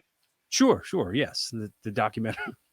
When you inevitably, you eventually decide to just go on a mass murdering spree type thing. Yeah, The like VH1 behind the music. he was so normal and so fun and such a good kid. He was such a good kid. I don't know what happened. He couldn't take it. It just He it was he it was the lived drugs. lived in such regret over not smashing light tubes over him all the time. He lived in such regret over it. He just beat himself up. Zandig would have just been so much more impressed had you done it. Yeah, Fucking man, Zandig. that guy, man. I mean, what happened there? I have no idea, and I'm I I don't want this to come off as like I'm better, but I do feel a You're little better. sad. Yeah. I feel a little sad for the ego on these kind of people. He is an archetype for a type of old white man who lives in his very much way more important than the world mentality. And like, dude, you started a faction for yourself called the Big Deals because you sincerely thought that that's what you were. Like that's sad. Like The big deals, right? Weren't with a they with a Z. Z? With a Z, Like man. I, I It all comes out in the wash, doesn't it? It all comes. Well, I'm trying to think of what expression applies here. What expression applies here? Yeah, he's an icon, all right. He's a true icon. I mean, he started something that went somewhere, so he's got that going on. He'll always have Yeah. that, and you can't take it away from him. What do they say? It all starts well that ends well. Started well, it didn't end well for Zandig. You know, All's well that was well. all was the. Oh my! What are you guys high? Jesus! It's still one of my proudest moments to say I was there when that happened. I was on the other side of the camera. I was right behind You watching saw that. it.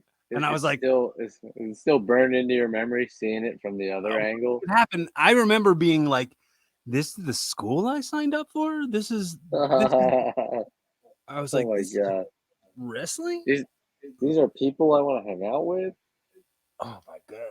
Oh. But I think in our conversation and everything we talked about, though, like that's what made us who we are right now. You know what I mean? Yeah, Like yeah. I would be a different person if I didn't go through all that, and I Mhm. didn't. Yeah. If I didn't, meet the Nick Burks of the world, and the Z bars and all those Uh-huh. types, and the Justice Pains. Well, You dude, know what I else think is great? Yeah. What's up? speaking of Bar and speaking and in Justice Pain, both of those guys were very important for like making me feel like I could be get some of the offense because before they ever came around to the school when I was training, I was me and Rich were the only students of Dahmer's. So I was Right. just a bump dummy for Dahmer and Rich. And I was like, all right, well now like Justice Payne would come in and like work with me and like Z Bar would come in and like work with me. He's like, give me a body slam. And I'm like, I don't know how to do that. I'm like, all I ever did was take body slams. I couldn't body Yeah, slam yeah, yeah. Dahmer. Right. No, yeah. I wasn't either. Yeah, yeah. So like I But think you coming in was a big part of like me feeling like I could start like wrestling instead of just kind of being a bump dummy for a while. And then Cash and George and Ian all coming in. That was all pretty pivotable.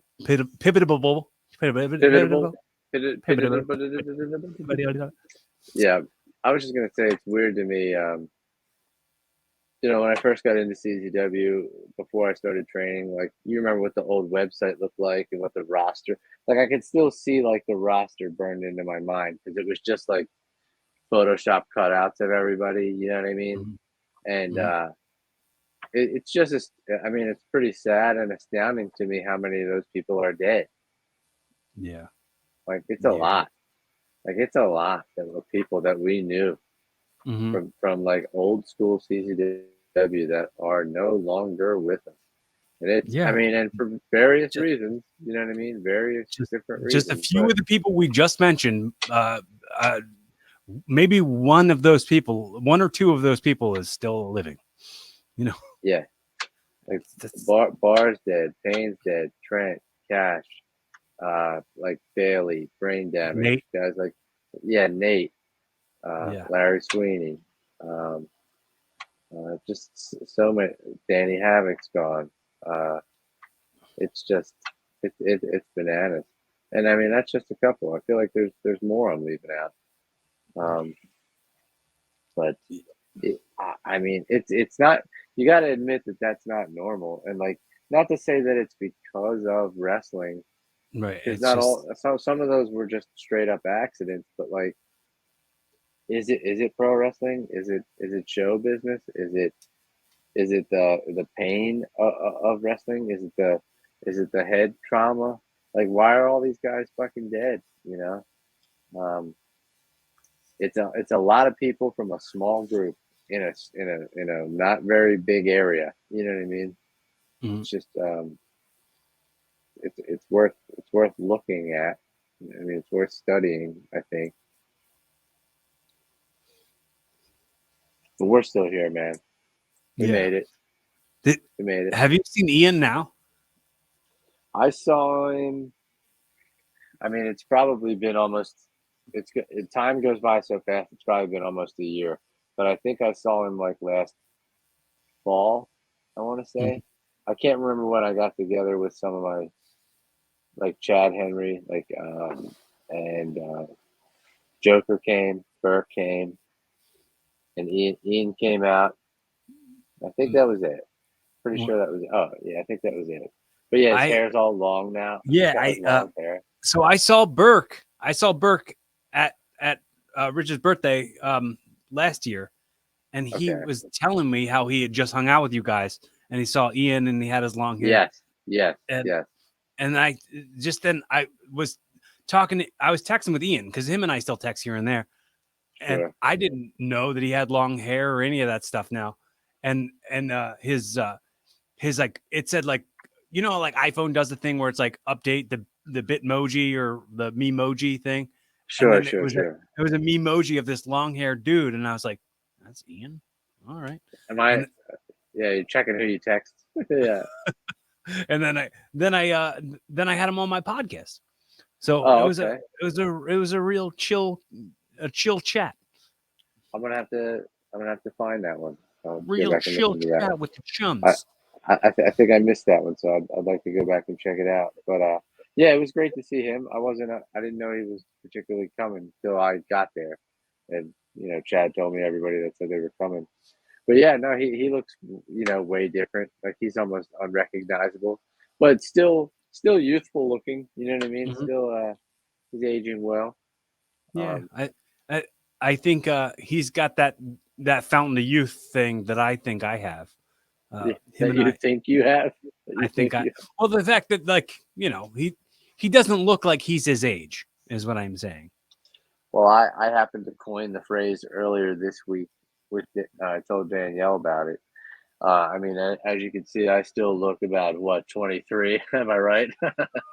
But how they say, and I don't say this. They say this. That black don't crack. You know how they say black don't crack? Like as as black people get older, they don't look old because they look so damn good. Well, grease don't crease. You know what I'm saying? So I'm gonna put that on a t-shirt. Grease don't crease, baby. That'll sell. It'll sell better than I ever did in the ring, that's for sure. Like hotcakes. Yeah. I do. I think the thing I miss the most about wrestling is like doing Dojo Wars when Drew and I were booking that, and that was a lot of fun. Like just getting to be there every Wednesday and have like a little rinky dink show for fans and for like students to come like work on shit, get better, and like wrestle a veteran sometimes, and you know, do a lot of that stuff that you were talking about, where like Payne or Bar would come to the school and let you get some shit in and actually teach you something worthwhile other than how to tuck your chin. I like doing them. I did 2 or 3 of them, I think. Yeah, we worked there like on a team against each other. It was like, oh my god, the mega powers are colliding again. I have to say, as much as like I'm I'm like beyond it and over it and stuff, and you know, it's a conversation that Bomboy always had with me, and he'd always be like, dude, just give up the idea of ever being back in CZW.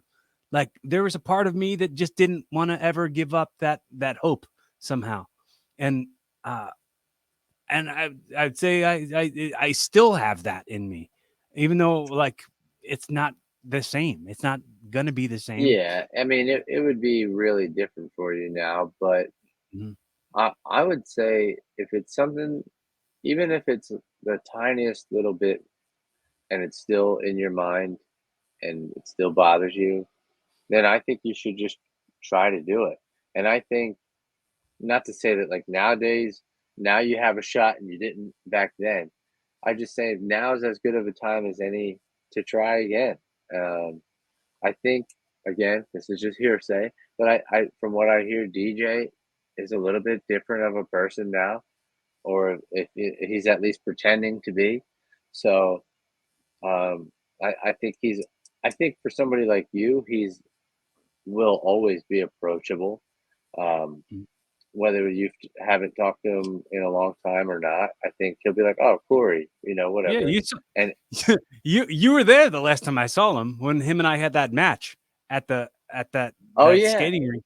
Yeah. That was the last time I talked to him, the last time I saw him. And at the time, I remember being like, yeah, this is like one of my last matches. I'm done in August. And it was July at the time. I was like, I'm done wrestling. I was like, well, you know, I feel like, I think at the time I was feeling like I had come back from something that most people wouldn't have ever come back from. And I wanted to leave on my terms, not because I had to leave. Like I was looking at it like, you know, the business was getting a lot more head kicky. Oh yeah. I was watching 2018 wrestling and being like, why is there 25 insigiri's in every match? And I don't want to participate in receiving any more insigiri's. I'm done with them. There's a Shining Wizard insigiri kick to the head in every match. You could play a drinking game on how many kicks to the head there are in wrestling matches. And you wouldn't be able to keep up. Yeah. Right.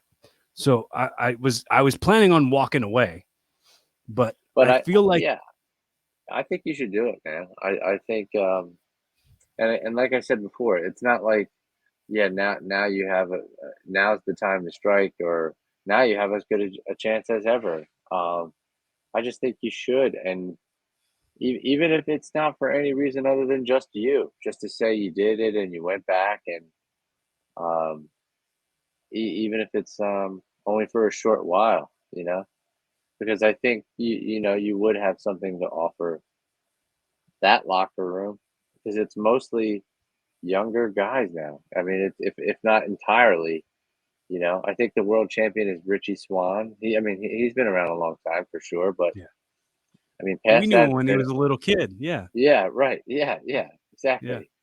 But you know, Was he past Flash's that, student? wasn't he Adam He might Flash's have student? been. I think he is out from the area where I kind of live now. I think like the York. I think he kind of came up in York, PA, Mhm. if I'm not mistaken. Is Flash still working? Does he still do anything with wrestling?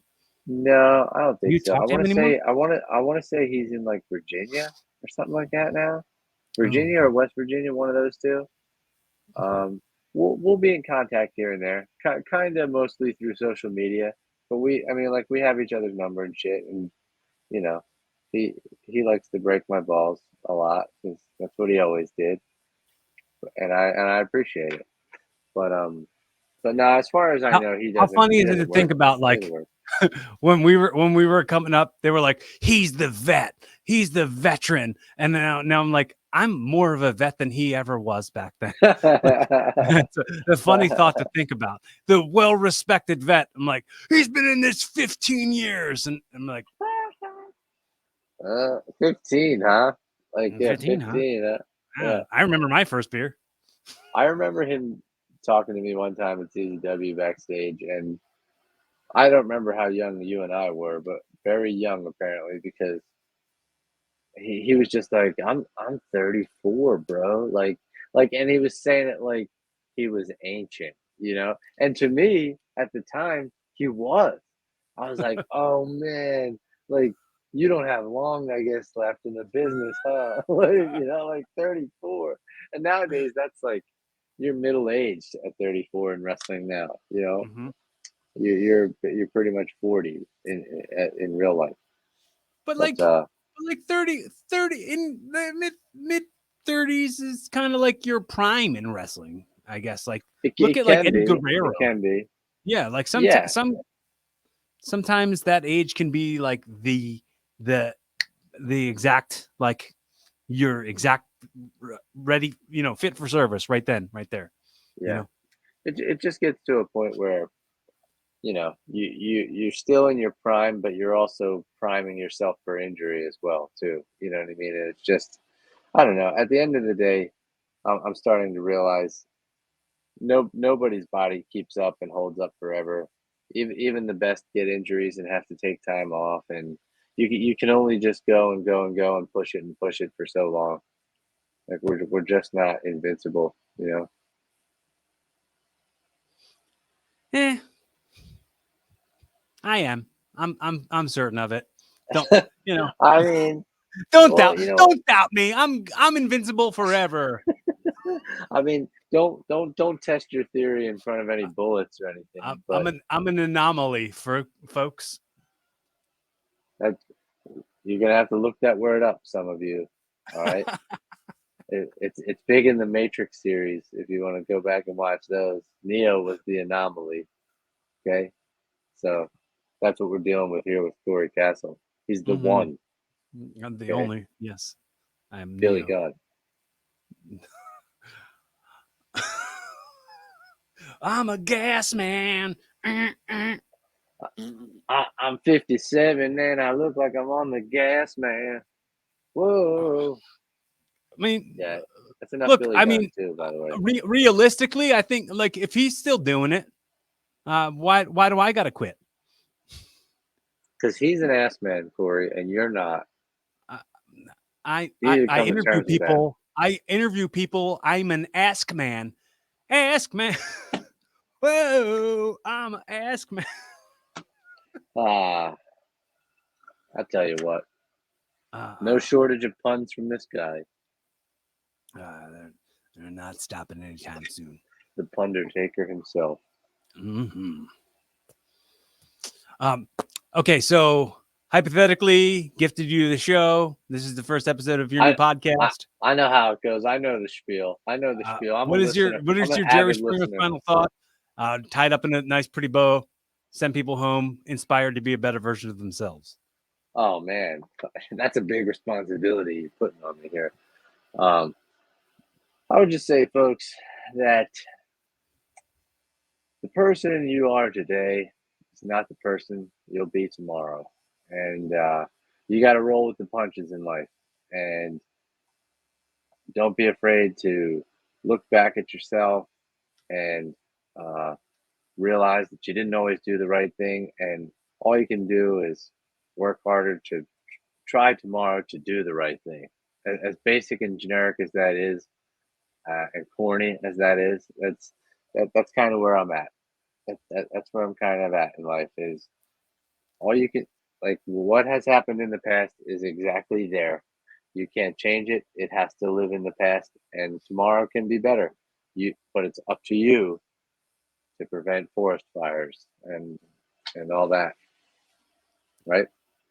Well, I think the memories of tomorrow only live inside your head, and they don't really exist. It happened already. You're not getting it back. You can learn the lessons that you learned, but you're not gonna get that stuff back. You're not gonna get that same opportunity back. You're not gonna not, you know, like Yeah, you yeah, got cheated on before, you got betrayed before. That doesn't mean that same thing is gonna happen. It doesn't, yeah, but maybe you surround yourself with better people, more people yeah, that you can count on. yeah. And I mean, and you're familiar with the whole Eternal Sunshine movie, where like they get like memories and things erased from their head. Like, Mhm. there's plenty of things and people that I wish I could just erase everything about them from my head, so that I don't live with the grief or the remorse or the regret of dating this person or having this job or doing this or that thing. I wish I could have just, but without those things, I don't have the knowledge and the skill set that I have now. Mhm. Without learning and doing shit the hard way, I I don't have the appreciation for my new procedures and the way that I look at things. Seas are parted, engines are started, sky is turned to black. Killing spree through the eternity, the devil stabbed you in the back. Pain for pleasure is what I was trying to say. Uh, but yeah, I mean, and I mean, I think before we go, I think everyone needs to understand how privileged they are that they got to listen to the greatest tag team of all time talk Yeah. for a while and preach to them real shit. You know what I'm saying? CKNY, why try? Throw bleach in your eye. For life, for for life. What if you do it on the wrong side and you say for life, but it just kind of looks like for 7 of them? Am I doing it? Am I doing it? My friend talked to me about having he had a canker sore in his mouth today. Like he was telling me about some canker sore, and I was thinking about having having like a wrestling faction called the Sore Horsemen, and it's just like dudes with blisters who are holding up. Well, yeah, yeah. I mean, but that's all their names, like Canker and Yeah, Blister. yeah. You know what I mean? Herpy and Herpicanrana. ah, ah, ah. I don't think anybody's gonna sign off on this one. I don't think this one's gonna make it to TV. Oh, yeah. We can pitch it. We can pitch it though. That's all we can do is pitch it. We can at least put it out there, and hopefully somebody does something cool with it. Maybe somebody in creative just takes the ball and runs with it.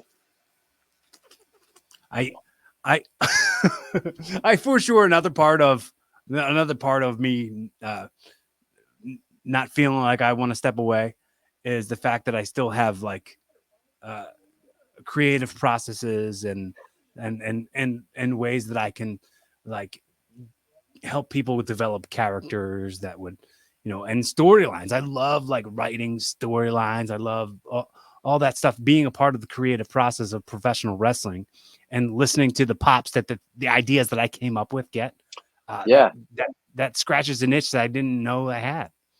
yeah, and I mean that's something that you can definitely pursue. And I kind of wish at times that there was something a little bit something going on around me locally that I could be involved with, but there's just not really any companies or any schools near me. But I mean, for sure, that's something that I would enjoy doing. I really enjoy like scouting talent and stuff like that, um, and I feel like I'm really good at it. I not again, not to pat myself on the back, but like Wheeler Yuta was at Dojo Wars, and I pulled him aside one time, and I was like, "Hey, buddy, I'm not supposed to tell you this, but like you're the best one here, and like you're head and shoulders above everybody already somehow." And like he was really green, and but just somehow got it. Like he got the footwork, he got the way to move through the ring, and that's a big part of it. And I was just like, you know, but I bet on that horse, and look at him now. You know what I mean? So I'd like to believe I know a thing or two about who's good and who isn't. Um, yeah, so maybe somewhere in the future for us, or at least you can be involved in that sort of thing. I know I will. I know I Huzzah! will. Huzzah! I know I know I will be everywhere that I want to be. Everything I want to do, I'll do it. And I want everyone else to have that belief in themselves. I want every day I wake up and I feel great. And I feel like if I wasn't me, I'd wish I was me. And I want that feeling for everybody else. And I'm not saying Sure. that in an arrogant way, like I Yeah. wish I was me because Yeah. I'm the coolest. But I want everyone to have that feeling about themselves. I want everyone to feel like they're living the type of life where if they weren't them, they aspire to be like who they are. Right. You know, Yeah.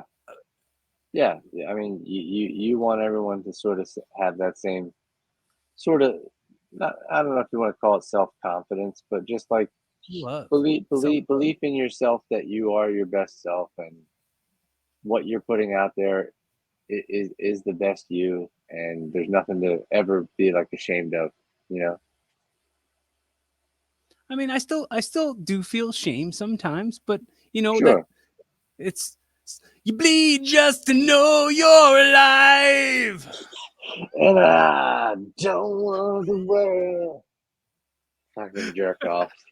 I think Do, everyone's had enough of us. I think everyone's had do enough. you do any impressions? What's your best impression? Man, that's a tough one, because like I feel like if I had a good one, I would have just pulled it right out. Um, I can do like a even more Italian guy like than I Oh, already am. Like you know what I like mean? I could do that. like the mustache guy from Family Guy. Yeah, yeah. Babada boopy, Yeah. beepity Baba boopity the babada. boop. Hey, that's a Baba the boop. No, I don't So, think I have any impressions that anybody is ever like, yo, do that one that you do perfectly. No, I don't think well, so. do that one impression that you do the best, and say, "Be fun, have safe, keep evolving." No, I'll just say I'll just say that because I don't really have an impression. So Here's be my fun. impression of Niles Young. Yeah, here's my impression of a over the hill father who's um, trying to get back in shape Niles not so young. before his vacation in 3 weeks, which is not enough time to get back in shape. Be fun, have safe, keep evolving. Uh, thank you for doing this. I appreciate all your time. The currency of your effort is very valuable to me. The Oh yeah, currency of anyone's the value in your effort is incredible. So the fact that anyone stuck through and listened from the start to the finish and got all the way to this point, if you're still here from the very beginning, congratulations. I love you. I appreciate you. Don't ever feel I want to make sure you never feel like you're alone in this world. If you feel like you can't talk to somebody, my DMs are always wide open. Jeff, that's going to absolutely all the time go for you. You can text me at any time, any day and night. If you need a resource for anything that I can help you with, please don't ever hesitate to ask. but And definitely no one message me because I will not get back to you. No, I'm just kidding. I'm just kidding. If you want to hit me up as well, go DMs ahead. are closed. I am not willing to help anyone anymore. No, I'm just kidding. I'm full up on helping. I have a real life now, and I'm done with this bullshit. Um,